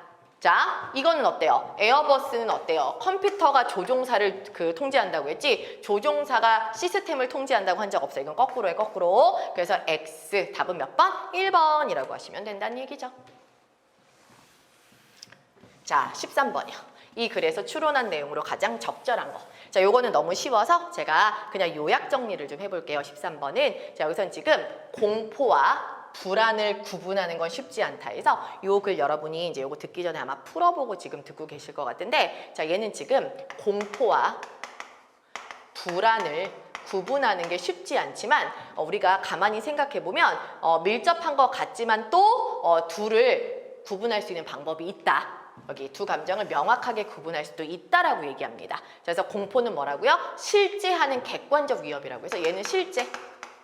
여러분 IZ자 실제는 진짜 존재한다. 실제로 존재한다 해서 실제예요. IZ자 실제는 실제로, 진실로, 진짜로라는 뜻이고 위에 있는 IZ자 실제는 정말 존재하는 것이라는 뜻이에요. 자, 그래서 실제하는 객관적 위협. 진짜 객관적으로 위협이 있어. 정말 있어. 존재하는 위협이야. 나 혼자 망상에 빠진 게 아니라 진짜 존재해. 자, 요거에 대해서 불안한 게 뭐예요? 공포예요. 자, 그런데 여기 불안은 뭐라고요? 발생하지 않았으며 안 일어났어. 실제하지 않아. 발생을 안 했어요. 그냥 미래에 불확실한 위협일 뿐입니다. 그죠? 그럼 뭐 얘는 진짜로 일어난 거. 얘는 발생하지 않은 거에 대한 공포예요. 자, 좋아요. 그래서 얘네 두 개의 감정은 둘 다 자아와 관련이 있지만 차이를 찾을 수가 있다. 그래서 공포는 내가 위험한 상황에 놓여 있다는 사실을, 진짜 실제 사실을 아는 거고, 불안은 괜히 그냥 내가 어떻게 될까 봐 걱정, 염려를 하는 거라고 여기 나와 있네요. 좋아요. 그러면 자, 요약했으니까 바로 답을 볼게요. 1번, 자신이 처한 위험한 상황을 정확히 인식하는 경우에는 공포감에 비해 불안감이 더 크다. 자, 처한 위험한 상황이니까 이거는 실제하는 상황이에요. 그럼 아까 실제하는 상황에 대해서는 공포라고 했어, 불안이라고 했어? 공포라고 했죠. 실제하는 상황에 대해서는. 그럼 공포에 비해 불안이 크다가 아니라 불안에 비해 공포가 더 크다라고 하셔야 되겠죠? 틀렸어요. 그다음에 두 번째요. 전기 가스 사고가 날까 두렵다는 건 뭐예요? 지금 실제하는 게 아니라 미래 혼자서 미래에 대해서 걱정하는 거죠. 그런 사람은 불안한 상태에 있는 거죠. 그죠? 미래에 대해서 발생하지 않은 걸 걱정하니까 이거는 당연히 불안한 상태가 맞겠죠? 따라서 13번은 불안한 상태, 2번은 맞습니다. 답은 2번이라고 하셔야 되겠죠? 자, 그다음에 3번은요. 불합격할 수 있다는 생각은 미래예요, 미래. 나 떨어질지도 몰라. 미래, 불안감이죠. 따라서 공포감에 빠져 있는 게 아니라 불안감에 빠져 있다고 하셔야 돼요. 그다음에 4번이요. 과거에 큰 교통사고를 경험한 사람은 공포감은 크지만 불안감은 작다. 자, 과거에 이미 경험을 한 거니까 그 경험대로라면 실제 있었던 일이니까 공포감이 있을 수 있죠. 하지만 불안감이 작다? 아니요. 과거에 공포를 느꼈으니까 그냥 상식적으로 보면 미래에도 일어날까 봐 역시 불안한 마음도 클 수 있겠지만 이건 우리의 상식이고 제가 왜 이 말을 했냐. 이렇게 하면 안 된다는 얘기를 해주려고 하는 거예요. 자, 그게 아니라 뭐죠? 본문에 있는 것만 가지고 답을 하라고 했죠. 그럼 과거의 이야기를 통해서, 즉 과거 경험을 통해서 뭐가 더 크냐는 알 수가 없죠. 누가 크고 누가 작다라고 하지 않았어요. 다만 여기 본문에 뭐가 있냐면요. 제가 이제 요약하면서 크게 얘기는 하지 않았지만 앞부분에 어떤 내용이 있냐면 가령 무시무시한 전염병을 목도 눈앞에서 보고 공포에 빠진 사람은 이미 겪어서 공포를 느낀 사람은 앞으로 자기도 그렇게 될지 몰라서 불안한 상태까지 같이 느끼게 된다는 얘기는 있어요. 따라서 이미 경험한 거에 대한 공포와 앞으로의 불안은 같이 온다고는 여기 말했어도 실제 뭐가 더 크다는 말은 없습니다. 따라서 4번은 X가 돼야 된다는 거예요. 그죠? 그래서 맞는 거는 2번이라는 거죠. 좋습니다. 자, 그다음에 14번. 자, 13번도 내용과 부합하지 않는 건데요. 이것도 말 그대로 내용 일치 문제잖아요. 그죠? 그래서 14번 일치인데 완전한 일치는 아니고 추론, 여기 있는 걸 통해서 내용을 추론하시는 거예요. 일치 부합 유형이라고 되어 있지만 사실 읽다 보면 이게 추론 문제야. 선지를 보면. 일단 읽어볼게요. 제가 또 요약적으로 제가 좀 이야기를 할게요. 자, 과학혁명 이전의 아리스토텔레스의 철학은 로마 가톨릭교회 정통교리와 결합되어 있어서 뭐다? 오랜 시간 동안 지배적 영향력을 발휘했는데 천문 분야에서도 그랬대요. 그래서 아리스토텔레스의 세계관을 따라 우주의 중심은 지구이며 모든 천체는 원운동을 하고 지구주위를 공전한다는 천동설이 정설로 자리 잡고 있었다. 자, 모든 것은 지구의 주위를 공전한다. 천동설. 어느 시대? 아리스토텔레스 시대. 자, 그래서 자, 프톨레마이오스라는 사람이 있어요. 근데 이 사람 역시, 프톨레마이오스 역시 천체들의 공전 궤도를 관찰할 때 이 사람이 행성들이 주기적으로 종전의 운동과 반대 방향으로 움직이는 걸 관찰했어. 하지만 그것을 어떻게 했다? 행성의 역행 운동을 허용하지 않는 천동설로 설명하고자. 이 사람 역시 어때요? 천동설에서 벗어나지 않았대요. 자, 여기까지 정리하면 아리스토텔레스와 프톨레마이오스는 둘 다 뭘 했다? 천동설을 지지했는데 천동설은 뭐다? 모든 애들이 지구 중심이죠? 지구를 중심으로 지구 그 주변을 돌고 있다라고 보는 게 천동설이죠. 자, 그래서 지구를 중심으로 공전하는 원 궤도에 중심을 두고 있는 원, 즉 주전원을 따라 공전 궤도를 그리면서 행성들이 운동한다고 주장하는 게 뭐다? 바로 천동설, 아리스토텔레스, 그리고 프톨레마이오스예요. 자, 그런데 그 다음 단락 볼게요. 과학과 아리스토텔레스의 철학은 결별을 했어. 서서히 결별이 일어났다. 자, 그 과정에서 일어난 가장 중요한 사건은 1543년에 코페르니쿠스가 행성들의 운동 이론에 관한 책을 발간한 일이다. 자, 코페르니쿠스가 등장합니다. 자, 코페르니쿠스는 천체 중심에 지구 대신 뭘 놨다? 태양을 놨다. 자, 아까 아리스토텔레스, 프톨레마이오스는 지구 중심으로 모든 것이 돈다. 천동설. 자, 그런데 그 뒤에 코페르니쿠스는 지구가 아니라 태양 중심, 태양을 중심으로 지구가 돈다. 태양 주변이 돈다. 그러면 이걸 뭐라고 해? 당연히 지동설이라고 하겠죠. 그래서 밑에 나오잖아. 태양을 우주의 중심에 둔 코페르니쿠스의 지동설 나오잖아요. 얘는 행성들의 운동에 대해 프톨레마이오스보다 수학적으로 단순하게 설명하였다. 자, 그러면 이제 아리스토텔레스, 프톨레마이오스, 천동설, 지구중심, 코페르니쿠스, 태양중심, 지동설. 그 다음 맨 마지막 것만 좀 눈여겨볼게요. 프톨레마이오스보다 코페르니쿠스가 더 단순하게 설명하였다 그랬죠? 자, 그러면 자, 프톨레마이오스는 자, 코페르니쿠스랑 비교했을 때 코페르니쿠스가 프톨레마이오스보다 더 단순했다니까. 코페르니쿠스 단순, 프톨레마이오스는 코페르니쿠스가 더 단순했으니까 반대로 프톨레마이오스는 얘보다는 더 복잡했겠죠? 그죠? 코페르니쿠스가 프톨레마이오스보다 단순했다. 그럼 거꾸로 프톨레마이오스는 코페르니쿠스보다는 복잡했다. 이렇게 말을 바꿀 수 있겠죠? 네, 이것만 이해하시면 선지 찾을 수 있습니다. 자, 선지 바로 볼게요. 1번 과학혁명 시기 이전 시기. 그러니까 과학혁명 이전 시기면 어떤 시기예요? 아까 우리가 앞에서 봤던 아리스토텔레스 시대겠죠. 그러면 아리스토텔레스 시대에는 천동설이 정설이었다. 그죠? 그래서 프톨레마이오스, 아리스토텔레스 전부 그거에 맞췄잖아요. 그죠? 따라서 천동설이 정설인 거 맞고요. 두 번째요. 프톨레마이오스의 주전원은 지동설을 지지한다가 아니라 프톨레마이오스는 천동설 지지자였죠. X. 바로 2번이 답이네요. 3번. 천동설과 지동설은 우주 중심이 어디냐? 천동설은 지구, 지동설은 태양. 본문에 나왔죠? 자, 그 다음 4번. 행성의 공전에 대한 프톨레마이오스의 설명은 코페르니쿠스의 설명보다 복잡하다. 여기 있잖아. 코페르니쿠스보다 복잡했다. 프톨레마이오스가. 맞아요. 코페르니쿠스가 단순했다라고 본문에 있으니까. 맞죠? 그래서 이것도 맞습니다. 답은 2번이라고 하시면 돼요. 자, 이 문제를 이렇게 제가 읽어드린 이유는 바로 이 4번처럼 자, A보다 B가 단순했다. 거꾸로. 그럼 A가 B보다 복잡하다. 똑같은 말이지만 말을 바꾸는 경우 있죠. 그럼 사람 이름이 헷갈리고 이건 이제 수능형에서 많이 애들 헷갈리게 하는 유형인데요. 그럼 약간 이름도 복잡해. 뭐 천동선, 지동선 나왔는데 막 두 개가 섞여 있어. 그러면 이게 집중력 없이 빠르게 읽다 보면 이게 순간에 헷갈려가지고 누가 복잡한지 누가 단순한지가 바로 딱 직관적으로 안 들어오고 말을 바꿔놓으니까 실수하기 쉽거든요. 이런 거 주의하셔야 됩니다. 그래서 답은 2번이라고 하셔야 돼요. 자, 15번 문제는 표준어 규정에 맞게 쓰인 거 표준어 문제입니다. 자, 표준어 보시면 수염소, 위층, 아지랭이, 의뢰라고 나와 있는데 요거 이제 우리가 합격을 기준으로 합격을 목표로 공부하는 분들을 거의 암기하고 있는 내용이죠.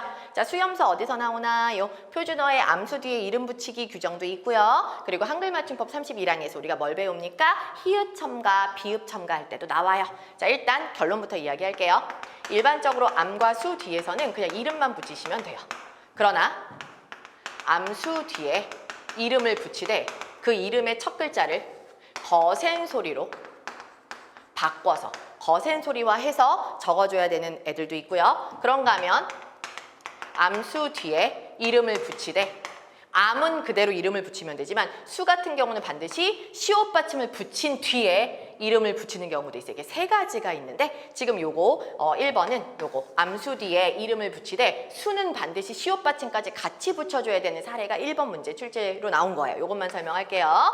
자, 암은 그대로야. 근데 수는 반드시 밑에 시옷 받침 붙여야 되는 이름은 딱 3개밖에 없습니다. 자, 외우기도 좋아요. 양념한 쥐.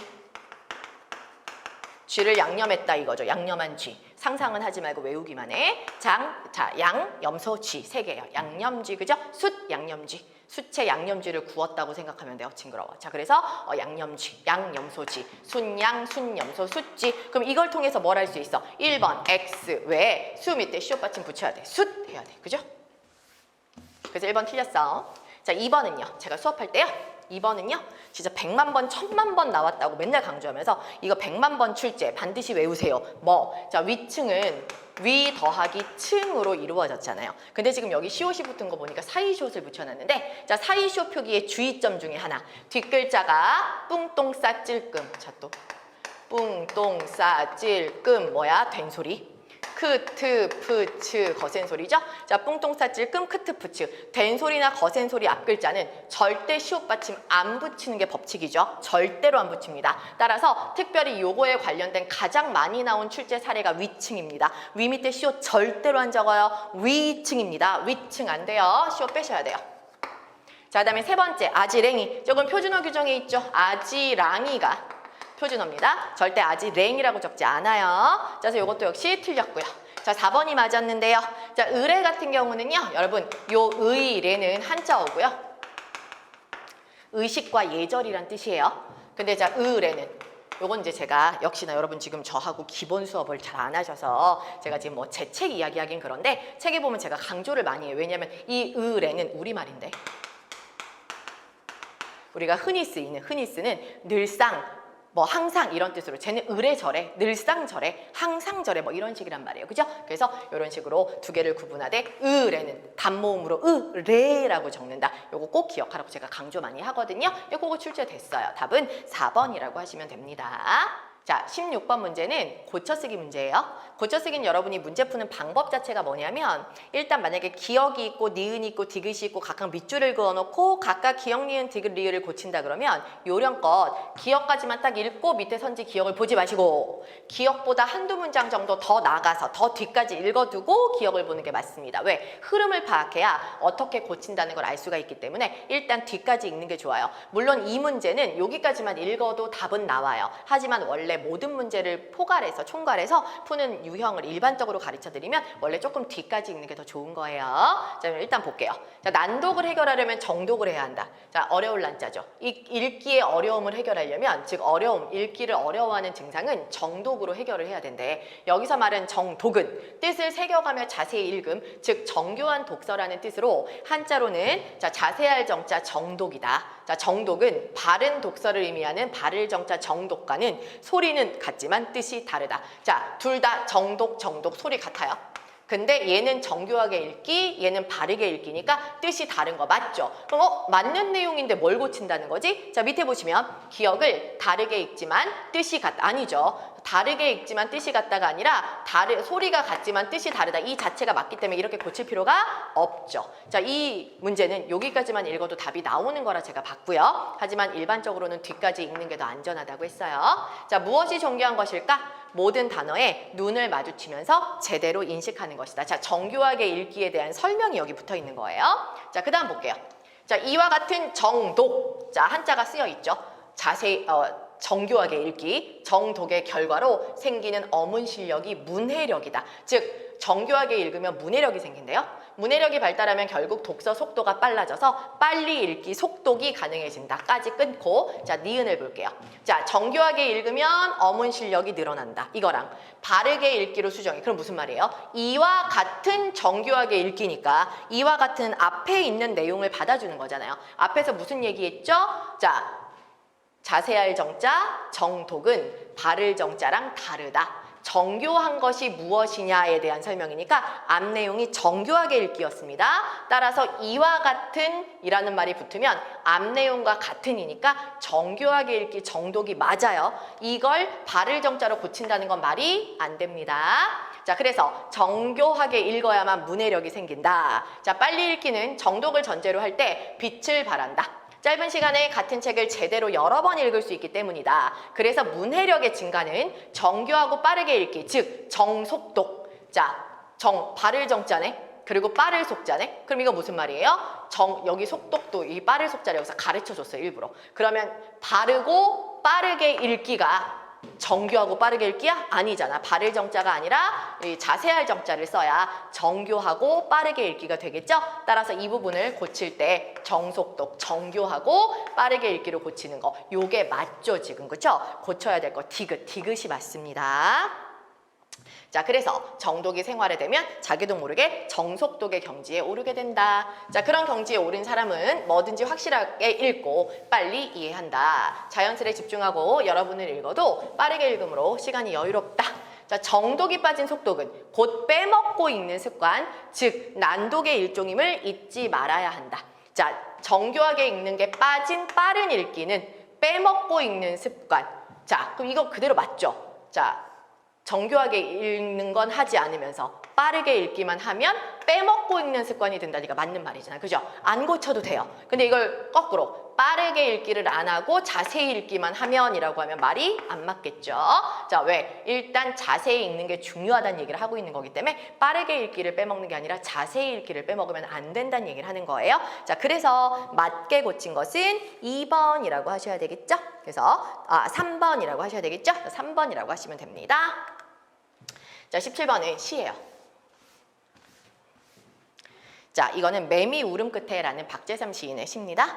자, 이것도 감상한 내용이라고 했는데 시 같은 경우는 어떤 내용을 감상해야 될지 역시나 감이 잘 안 오니까 어떻게 한다? 일단 선지를 빠르게 컨닝한다. 그래서 내비게이션을 찍고 가자. 그러면 선지를 보니까 갑작스럽게 변화한 자연현상, 청각적 이미지, 시각적 이미지, 소나기가 그치고 구름이 펼쳐진 것을 통해, 그리고 매미 울음소리가 절정에 이르렀다가 사라진 후, 이런 식으로 내용적인 측면, 맞죠? 내용적인 측면 플러스 표현적인 측면의 이미지, 뭐 이런 것들이 같이 나오네요. 자, 그럼 골고루 한번 읽어보도록 할게요. 시는 여러분 끊어 읽지 마세요.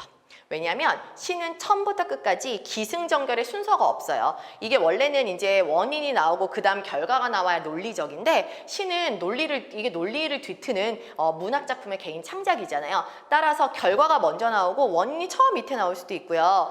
미래가 먼저 나오고 과거가 밑에 나올 수도 있어요. 뒤죽박죽 되어 있을 수도 있기 때문에 시는 끊지 마시고 처음부터 끝까지 다 읽고 머릿속에서 스토리를 재구성하는 게 좋습니다. 자, 일단 읽어볼게요. 막바지 뙤약볕 속 한창 매미 울음은 한여름 무더위를 그 절정까지 올려놓고는 이렇게 다시 조용할 수 있는가? 자, 뭐래요? 떼약볕 속 매미울음이 한여름 무더위를 절정까지 올려놓고 이렇게 다시 조용할 수 있는가는 원래 엄청나게 매미울음이 절정으로 시끄러웠는데 다시 조용해졌다는 뜻이죠. 따라서 이거는 매미울음에 변화가 있었네요. 시끄러웠다가 조용하게. 그죠? 일단 이거는 이미지로 따지면 우리 선지에 이미지 있었으니까 청각적 이미지가 강조가 됐네요. 자, 지금은 아무 기척도 없이 정적의 소리인 듯 쟁쟁쟁. 자, 여러분, 정적의 소리인 듯 쟁쟁쟁. 자, 정적의 소리가 들려요? 쟁쟁쟁 정적의 소리? 여러분, 정적은 소리가 없이 고요해서 정적이에요. 그런데 고요함에 소리가 쟁쟁쟁 들린다고요? 말도 안 돼. 무슨 저게 뭐야? 말도 안 되잖아. 자, 아예 성립이 되지 않는, 말도 되지 않는 이상한 말을 하고 있어. 모순이야. 역설법이죠. 정적은 소리가 없어요. 근데 정적의 소리가 쟁쟁쟁 들린다고요? 당연히 역설법이죠. 자, 지금 매미 소리가 너무 조용해져서 아무 기척이 없으니까 정적의 소리가 들리는 것 같아. 그래서 천지가 하는 별의별 희한한 그늘의 소리에 멍청이 빨려들게 하는구나. 무슨 말이야? 천지가, 즉 하늘 땅이 별의별 희한한 소리를 내고 있어. 하늘 땅 소리가 들려. 왜? 너무 매미가 조용해서 주변이 정적이 흐르니까 별의별 소리가 다 들린다. 이걸 지금 별의별 소리를 다 듣고 내가 멍청하게 빨려 들어간다고 얘기를 하는 거죠. 즉 매미 소리가 너무 조용해서 세상에 정적의 소리가 들리듯 하다라는 게 핵심이에요. 매미 소리가 조용해졌다가 핵심이죠. 자, 그 다음 연을 보시면 사랑도 어쩌면 그와 같은 것인가. 그가 뭔데? 이그저는 앞에서 말한 내용을 받아주는 거니까 그와 같은 것인가. 앞에서 무슨 얘기했어? 매미 울음소리 얘기했잖아. 그죠? 따라서 사랑도 어쩌면 매미 울음소리와 같은 것인가. 사랑은 매미 울음소리와 같다. 직유법. 우리 아까 1번 문제 조건제시형 문제 할 때 직유는 비유. 그죠? 그럼 이건 무슨 말이에요? 결국 사랑을 매미 울음소리에 비유했네요. 사랑도 그와 같은 것인가 라고, 그죠? 두 개를 비유해서 같은 걸로 보고 있는 거예요. 자, 소나기처럼 숨이 차게 정수리부터 목물로 들이붓더니 얼마 후에는 그것이 아무 일도 없었던 양 맑은 구름만 눈이 부시게 하늘 위에 펼쳐진다. 자, 소나기가 막 오더니 아무 일도 없었던 양 맑은 구름이 생겼대요. 자, 자연의 변화죠. 자연현상이 변화했어요. 비가 막 오다가 해가 쨍 났어요. 자, 비가 왔다. 맑은 구름 하늘에 펼쳐진다. 시각적이죠, 이번에는. 자, 매미 울음소리는 청각적으로, 그리고 여기 소나기는 시각적으로 감각적인 표현을 통해서 사랑이 곧 매미 울음과 같다. 즉 매미 울음과 사랑의 속성을 유사하게 보고 있는 시다라는 걸 바로 알 수가 있겠죠. 자, 선지 볼게요. 1번이요. 갑작스럽게 변화한 자연현상. 방금 우리가 봤죠? 갑자기 소나기가 퍼붓다가 어떻게 된다고요? 해가 쨍쨍 난다고요. 이런 자연현상을 감각적으로 제시하는 거 맞습니다. 1번. 자, 그다음에 2번이요. 자, 청각적 이미지와 시각적 이미지 대 1연에서는 소리, 청각, 2연에서는 소나기 퍼붓다가 해가 쨍 난다. 시각적 이미지를 활용한 시상전개 맞습니다. 자, 그 다음에 세 번째. 소나기가 그치고 맑은 구름이 펼쳐진 것을 통해. 네, 소나기 그치고 맑은 구름 펼쳐졌다. 이연에 있었죠. 자, 그래서 어떻게? 사랑의 속성을 드러낸다. 네, 소나기와 같은가? 사랑도 비유했잖아. 그죠? 따라서 이것도 맞고요. 자, 그 다음에 4번이요. 매미 울음소리가 절정에 이르렀다가 사라진 직후의 상황까지 나온 거 맞고요. 반어법이 없잖아. 우리 아까 역설법은 있었어. 정적의 소리가 흐른다. 엄청 시끄럽게 절정에 이르렀다가 완전 조용해졌다. 그래서 역설적으로 정적의 소리라고 표현했지 반어적, 반대로 표현한 건 없습니다. 답은 당연히 4번이라고 하셔야 되겠죠. 자, 그 다음 18번으로 갈게요. 자, 글을 이해한 내용으로 가장 적절한 것 그랬죠. 요거는 내용 일치 문제 플러스 약간의 추론인데요. 자, 이것도 정리하면서 바로 읽어볼게요. 자, 루카치라는 사람이 그리스 세계를 신과 인간의 결합 정도를 가리키는 총체성의 개념을 기준으로 세 개의 시대로 구분하였다. 자, 루카치가 그리스 세계를 총체성을 기준으로 세 시대로 구분했다. 요것만 갖고도 선지의 답을 하나 찾을 수 있습니다. 자, 바로 선지 3번. 루카치는 각기 다른 기준에 따라 그리스 세계를 세 시대로 구분한 게 아니라 같은 기준인 총체성을 가지고 세 개로 나눴어요. 그죠? 총체성이라는 하나의 기준만 언급했기 때문에 기준이 하나라는 거지 여러 개가 아니에요. 따라서 3번은 X입니다. 우리 지금 맞는 거 찾아야 되니까 일단 3번은 소거할 거고요. 자, 그 다음 또 본문 더 보시면 자, 이렇게 세 개로 나눴을 때 자, 후대로 갈수록 뒷시대로 갈수록 총체성이 낮아진대. 자, 첫 번째 시대는 뭐야? 총체성이 완전히 구분되어 있는 서사시의 시대. 자, 첫째는 서사시의 시대. 자, 이때는 호메로스의 일리아드와 오디세이아에서 신과 인간의 세계가 하나로 얽혀 있다. 자, 이때는 뭐예요? 신과 인간이 같이 플러스 합체되어 있어. 하나로 얽혀 있어요. 자, 그래서 인간들이 그리스와 트로이 두 패로 나뉘어 전쟁을 벌일 때 신들도 인간의 모습을 하고 두 패로 나뉘어 전쟁에 참여했다. 자, 그 다음에 이제 둘째 시대는 비극의 시대 나오죠. 비극의 시대. 자, 둘째는 비극의 시대예요. 자, 이때는 소포클레스나 에우리피데스의 비극에서는 총체성이 흔들려 신과 인간의 세계가 분리된다. 자, 여기서는 신과 인간이 서로 분리됩니다. 분리됐어요. 두 개가 나눴어요. 자, 여기 분리가 됐는데 그 다음에 더 읽어보면 하지만 두 세계가 완전히 분리된 게 아니라 가운데 신탁이라는 연결 개념이 있대요. 자, 신탁이라는 약한 통로가 있다. 통로가 이어져 있어. 비극에서 신은 인간의 행위에 직접 개입하지 않고 신탁을 통해 자신의 뜻을 그저 전달하는 존재로 바뀐다. 자, 셋째 플라톤입니다. 자, 셋째 시대로 오면 그 다음 여기 옆에다 적어볼게요. 자, 셋째. 자, 플라톤의 시대, 철학의 시대. 자, 이때는요. 이 시대는 이미 개봉된 세계. 자, 이 시대는 개몽 세계, 개몽. 개몽이 이미 이루어져 있어요. 자, 그래서요. 신탁은 신뢰할 수 없고요. 신과 인간의 세계가 완전 분리됐대요. 신, 인간, 끝. 얘네는 더 이상 통로도 없어. 그냥 끝났어. 자, 완전 분리됐어. 세계는, 신의 세계는 인격적 성격을 상실하여 이데아라는 추상성의 세계로 바뀐다. 이때는 신의 세계가 그냥 이데아라는 추상적 개념이 존재할 뿐이에요. 신의 세계와 인간의 세계는 그 사이에 어떤 통로도 없고 절대적으로 분리된 세계이다 라고 했네요. 자, 다 읽었어요? 자, 그럼 아까 3번은 X인 거 미리 확인했으니까 자, 1, 2, 4번 보도록 할게요. 자, 1번이요. 계몽사상은 서사시의 시대에 철학의 시대로의 전환을 이끌어다. 자, 계몽사상은 아까 한 번 나왔어. 셋째 시대인 철학의 시대에 이미 계몽이 이루어졌다는 얘기만 나왔지. 이 계몽이 여기 비극의 시대, 서사시의 시대에서 철학의 시대로, 즉 첫 번째 시대에서 세 번째 시대로 가는데 전환을 이끈 사상이 바로 계몽사상이다라는 얘기는 어디에도 없었죠. 없으면 무조건 X라고 했어요. 그 다음에 2번이요. 플라톤의 이데아는, 자, 플라톤의 시대가 요거 아까 철학의 시대였죠. 플라톤의 이데아, 요게 이제 신적 개념, 추상적 개념이었죠. 자, 신탁이 살아난 시대, 비극적 세계, 비극적 세계는 둘째 시대고요. 셋째 시대는 요 신과 이데아는 철학의 시대의 이야기지 비극적 시대가 아닙니다. 비극적 세계가 아니에요. 자, 그럼 당연히 답은 1, 2, 3번이 X니까 4번을 답으로 하셔야 되겠죠. 그래서 에우리피데스의 비극, 자, 비극의 시대, 둘째 시대, 에우리피데스의 비극에 비해 오디세이아는 이게 첫째 시대, 그죠? 서사시의 시대죠. 서사시의 시대는 신과 인간의 결합 정도가 높다. 그렇죠. 첫 번째 시대는 완전 결합되어 있었고 두 번째 에우리피데스 세대는 나눠지되 신탁이라는 연결 통로가 조금 있었으니까 당연히 맞는 말이죠. 답은 4번이라고 하시면 됩니다. 자, 그 다음 19번 문제.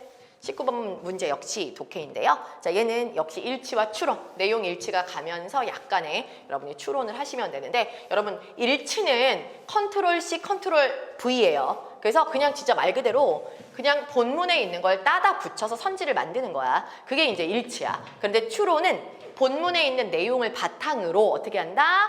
추론, 말 그대로 이걸 근거로 삼아서 결론을 끌어내서 여기 없는 말이지만 요 세 번째 줄을 보면 이거는 알 수 있다. 네 번째 줄을 보면 충분히 이걸 짐작할 수 있다가 추론 문제예요. 그래서 일치와 추론이 적절히 섞여 있는 게 우리 공시에서 많이 나옵니다. 자, 일단 19번. 자, 부합하지 않는 거. 이것도 정리하는 시 한번 볼게요. 자, 몽유록 이야기가 나올 거예요. 자, 몽유록은 꿈에서 놀다가 온 기록이란 뜻이다. 어떤 인물이 꿈에서 과거의 역사적 인물을 만나 특정 사건에 대한 견해를 듣고 현실로 돌아온다는 특징이 있다. 자, 이때 꿈을 꾼 인물인 몽유자의 역할에 따라 뭐라고요? 몽유록이 참여자형, 방관자형 두 개로 나뉜다는 게 핵심이에요. 자, 그래서 참여자형. 당연히 두 가지로 나눴으니까 두 가지의 특징만 잡아주시면 되겠죠? 자, 이렇게 구분할 수 있다. 참여자형에서는 몽유자가 꿈에서 만난 인물들의 모임에 초대를 받고 뭐를 한다? 토론. 그리고 시연에 참여합니다. 그런데 방관자형은 몽유자가 인물의 모임을 엿볼 뿐 직접 모임에 참여하지 않는다. 자, 방관자형은 참여는 안 해요. 엿보기만 해요. 참여 안 합니다. 요 참여하냐 안 하냐의 특징이 다르네요. 16세기에서 17세기에 창작되었던 몽유록에는 참여자형이 많다. 여기는 16에서 17세기에 참여자 유형이 상당히 다수 창작이 됩니다. 그래서 몽유자가 꿈속 인물들이 몽유자와 동질 이념을 공유하고 현실의 고통스러운 문제에 대해서 의견을 나누며 비판적인 소리를 낸다라고 했어요. 이게 이제 16, 17세기에 참여자형이 많은 시대. 자, 그러나 17세기 이후니까 이제 좀 더 시간이 흘렀어요. 17세기 이후에는 그때 나온 방관자형에는 몽유자가 꿈속 인물들과 현실을 비판하는 게 아니라 구경만 해. 구경꾼의 위치에 있대. 자, 이 시기 17세기 이후의 몽유록이 통속적이고 허구적인 성격으로 변모하는 것은 몽유자의 역할 변화와 무관하지 않다. 즉 무슨 말이야? 이 시기 17세기 이후의 몽유록은 상당히 통속적이고 허구적이다. 왜? 몽유자의 역할이 바뀌었기 때문에. 어떻게? 아까 얘기했잖아. 방관자형으로 바뀌는 게 17세기 후니까 결과적으로 이 시대 17세기 이후에는 주로 몽유록이 방관자형이 많았다는 걸 지금 얘기하고 있네요. 그래서 어떻게 됐다고? 통속적이고 허구적인 작품이 많았다고요. 자, 다 읽었어요? 그럼 선지 볼게요. 1번. 몽유자가 꿈속 인물들의 모임에 직접 참여하는지 참여하지 않는지에 따라 몽유록의 유형, 그죠? 참여자형이냐 방관자형이냐가 나눠지는 건 당연히 맞습니다. 두 번째요. 17세기보다 나중 시기, 즉 17세기 이후의 몽유록에서는 몽유자가 현실을 비판하는 경향이 강하다? 아니죠. 방금 뭐라고? 16, 17세기까지는 참여자형이 다수였는데 17세기 이후에는 방관자형이 막 나오면서 어떻게 됐다? 통속적으로 바뀌었다, 허구적으로 바뀌었다고 했잖아요. 그래서 지금 이거는 거꾸로죠. 17세기 이전이, 그죠? 이전이 몽유자가 현실을 비판하는 경향이 많죠. 이전 시기, 나중 시기가 아니라 이전 시기라고 하셔야 돼요. 자, 그 다음에 답 나왔네? 그럼 바로 2번이 답이라는 거 알 수가 있죠. 자, 그 다음에 3번. 몽유자가 모임의 구경꾼 역할을 하는 게 바로 방관자형인데 17세기에 상당히 통속적이고 허구적으로 변했다고 했으니까 맞고요. 그 다음에 4번이요. 몽유자가 꿈속 인물들과 함께 현실을 비판하는 몽유록은 참여자형. 네, 참여자는 현실 비판한다. 아까 얘기했죠. 답은 2번이라고 하시면 됩니다. 자, 마지막 문제. 역시 독해 문제네요. 자, 이것도 일치, 내용 일치 플러스 약간의 근거를 가지고 추론을 하시면 되는데요. 자, 이해한 내용으로 적절한 것 그랬어요. 자, 이것도 읽으면서 볼게요. 디지털 트윈은 현실 세계와 똑같은 가상 세계이다. 최근 주목받고 있는 메타버스의 개념은 유사하지만 메타버스와 개념은 유사하지만 활용 목적의 측면에서 구별된다. 자, 지금 디지털 트윈이라는 것과 메타버스라는 것이 비슷하지만 활용도가 다르다고 얘기하고 있죠. 자, 메타버스는 가상세계와 현실세계가 융합된 플랫폼으로 이용자들에게 새로운 경제사회 문화적 경험을 제공하는 목적이 메타버스의 목적이에요. 자, 여기까지만 읽어도 우리가 선지에서 찾을 수 있는 답이 있습니다. 여러분 원래 시험장에서 제가 지금 풀이하면서 여기까지 읽으면 여기가 답이에요 하는 이유는 아까 처음에 얘기했죠? 독해는 끊어서 여기까지 읽고 선지 보고 또 끊어서 여기까지 읽고 선지 보고 그래야 본문을 한 번만 읽을 수 있어요. 한 번에 다 읽으시면 여러분은 아까도 얘기했잖아. 긴장돼서 까먹어 시험장 가면 다시 읽어야 돼. 그럼 안 돼. 그래서 일단 끊어요. 그럼 여기까지 한 몇 줄만 읽어도 혹은 뭐 한 반 정도만 읽으셔도요. 여러분이 바로 답 몇 개는 찾을 수 있다. 한두 개는 찾을 수 있다가 돼요. 자, 여기 선지에서 확인해 볼게요. 어디에 있냐?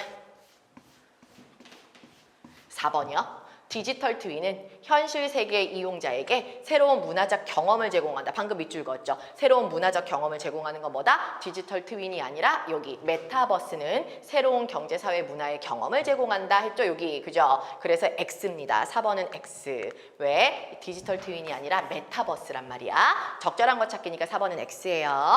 자, 그 다음에 더 보죠. 자, 그러면 이런 그 제공의 목적을 두는 게 메타버스고 반면 디지털 트윈은 뭐가 목적이야? 현실 세계에 존재하는 사물, 공간, 환경, 공정을 컴퓨터상의 디지털 데이터 모델로 표현하여 똑같이 복제하고 실시간으로 서로 반응할 수 있도록 한다. 그래서 디지털 트윈의 이용자는 가상 세계에서의 시뮬레이션을 통해 미래 상황을 예측할 수 있게 된다. 디지털 트윈에 대한 수요가 증가하면서 관련 시장도 확대되고 있고 국내외 글로벌 기업들은 여러 산업 분야에서 디지털 트윈을 도입하여 사전에 위험 요소를 요소를 제거하고 수익 모델의 효율성을 높이고 있다까지 읽어볼게요. 그럼 디지털 트윈은 실제를 가상에서 시뮬레이션을 만들어서 우리가 가상 상황으로 예측이 가능하게 하고, 그렇게 예측을 하게 되면 기업들이 그거를 산업 분야에 도입을 하기 때문에 사전에 위험 요소 다 제거하고 수익 모델의 효율성, 그러니까 경제적으로 돈도 더 효율적으로 많이 수익을 얻을 수 있다는 얘기를 하고 있네요. 자, 여기까지만 끊어보고 찾을 수 있는 거 있는지 한번 볼게요. 아까 4번은 X였고, 자 1번 디지털 트윈을 활용함에 따라 글로벌 기업들의 고용률, 아직 고용률은 안 나와서 더 읽어봐야 될 것 같고요. 2번 디지털 트윈의 데이터 모델은 현실 세계의 각종 실험 모델보다 경제성이 낮다? 방금 뭐라고 했죠? 수익 모델의 효율성을 높이고 있다 그랬잖아요. 그죠? 그럼 당연히 이거는 경제성이 수익 모델의 효율이 높다는 거, 경제 수익이 높다는 얘기니까 경제성이 높다는 얘기겠죠? 그래서 여기까지 읽어도 경제성은 더 높은 건데 라는 걸 알 수 있죠? 따라서 디지털 트윈이 경제성이 높다라고 해야지 다른 애들보다 낮다라고 하시면 안 되는 거예요. 자, 그 다음에 3번이요. 디지털 트윈에서 시뮬레이션으로 현실 세계의 위험 요소를 찾아내고 방지할 수 있다. 이거 방금 읽었잖아. 이걸 가상 세계로 복제해서 시뮬레이션을 돌리면 미래의 위험 요소를 미리 찾아서 제거할 수 있다. 방금 읽었죠? 그냥 요거 확인 안 해도 답은 바로 3번이겠다라는 걸 알 수가 있죠. 실제로 글을 더 읽어보시면요. 읽은 것의 뒷부분을 보시면 디지털 트윈은 이렇게 주목받는 이유가 안정성, 경제성이다. 경제성 얘기 한 번 더 나오고요. 그 다음에 현실을 그대로 옮겨서 가상세계에서 이렇게 하기 때문에 실제보다 훨씬 더 정밀하고 안전하고 비용이 적게 든다 해서 끝나. 고용률 얘기가 하나도 없다고. 그래서 고용률은 X가 되겠죠. 그래서 결국 다 잘못됐고요. 지금 3번만 맞는 내용이 되겠죠. 20번은 3번이라고 하시면 됩니다.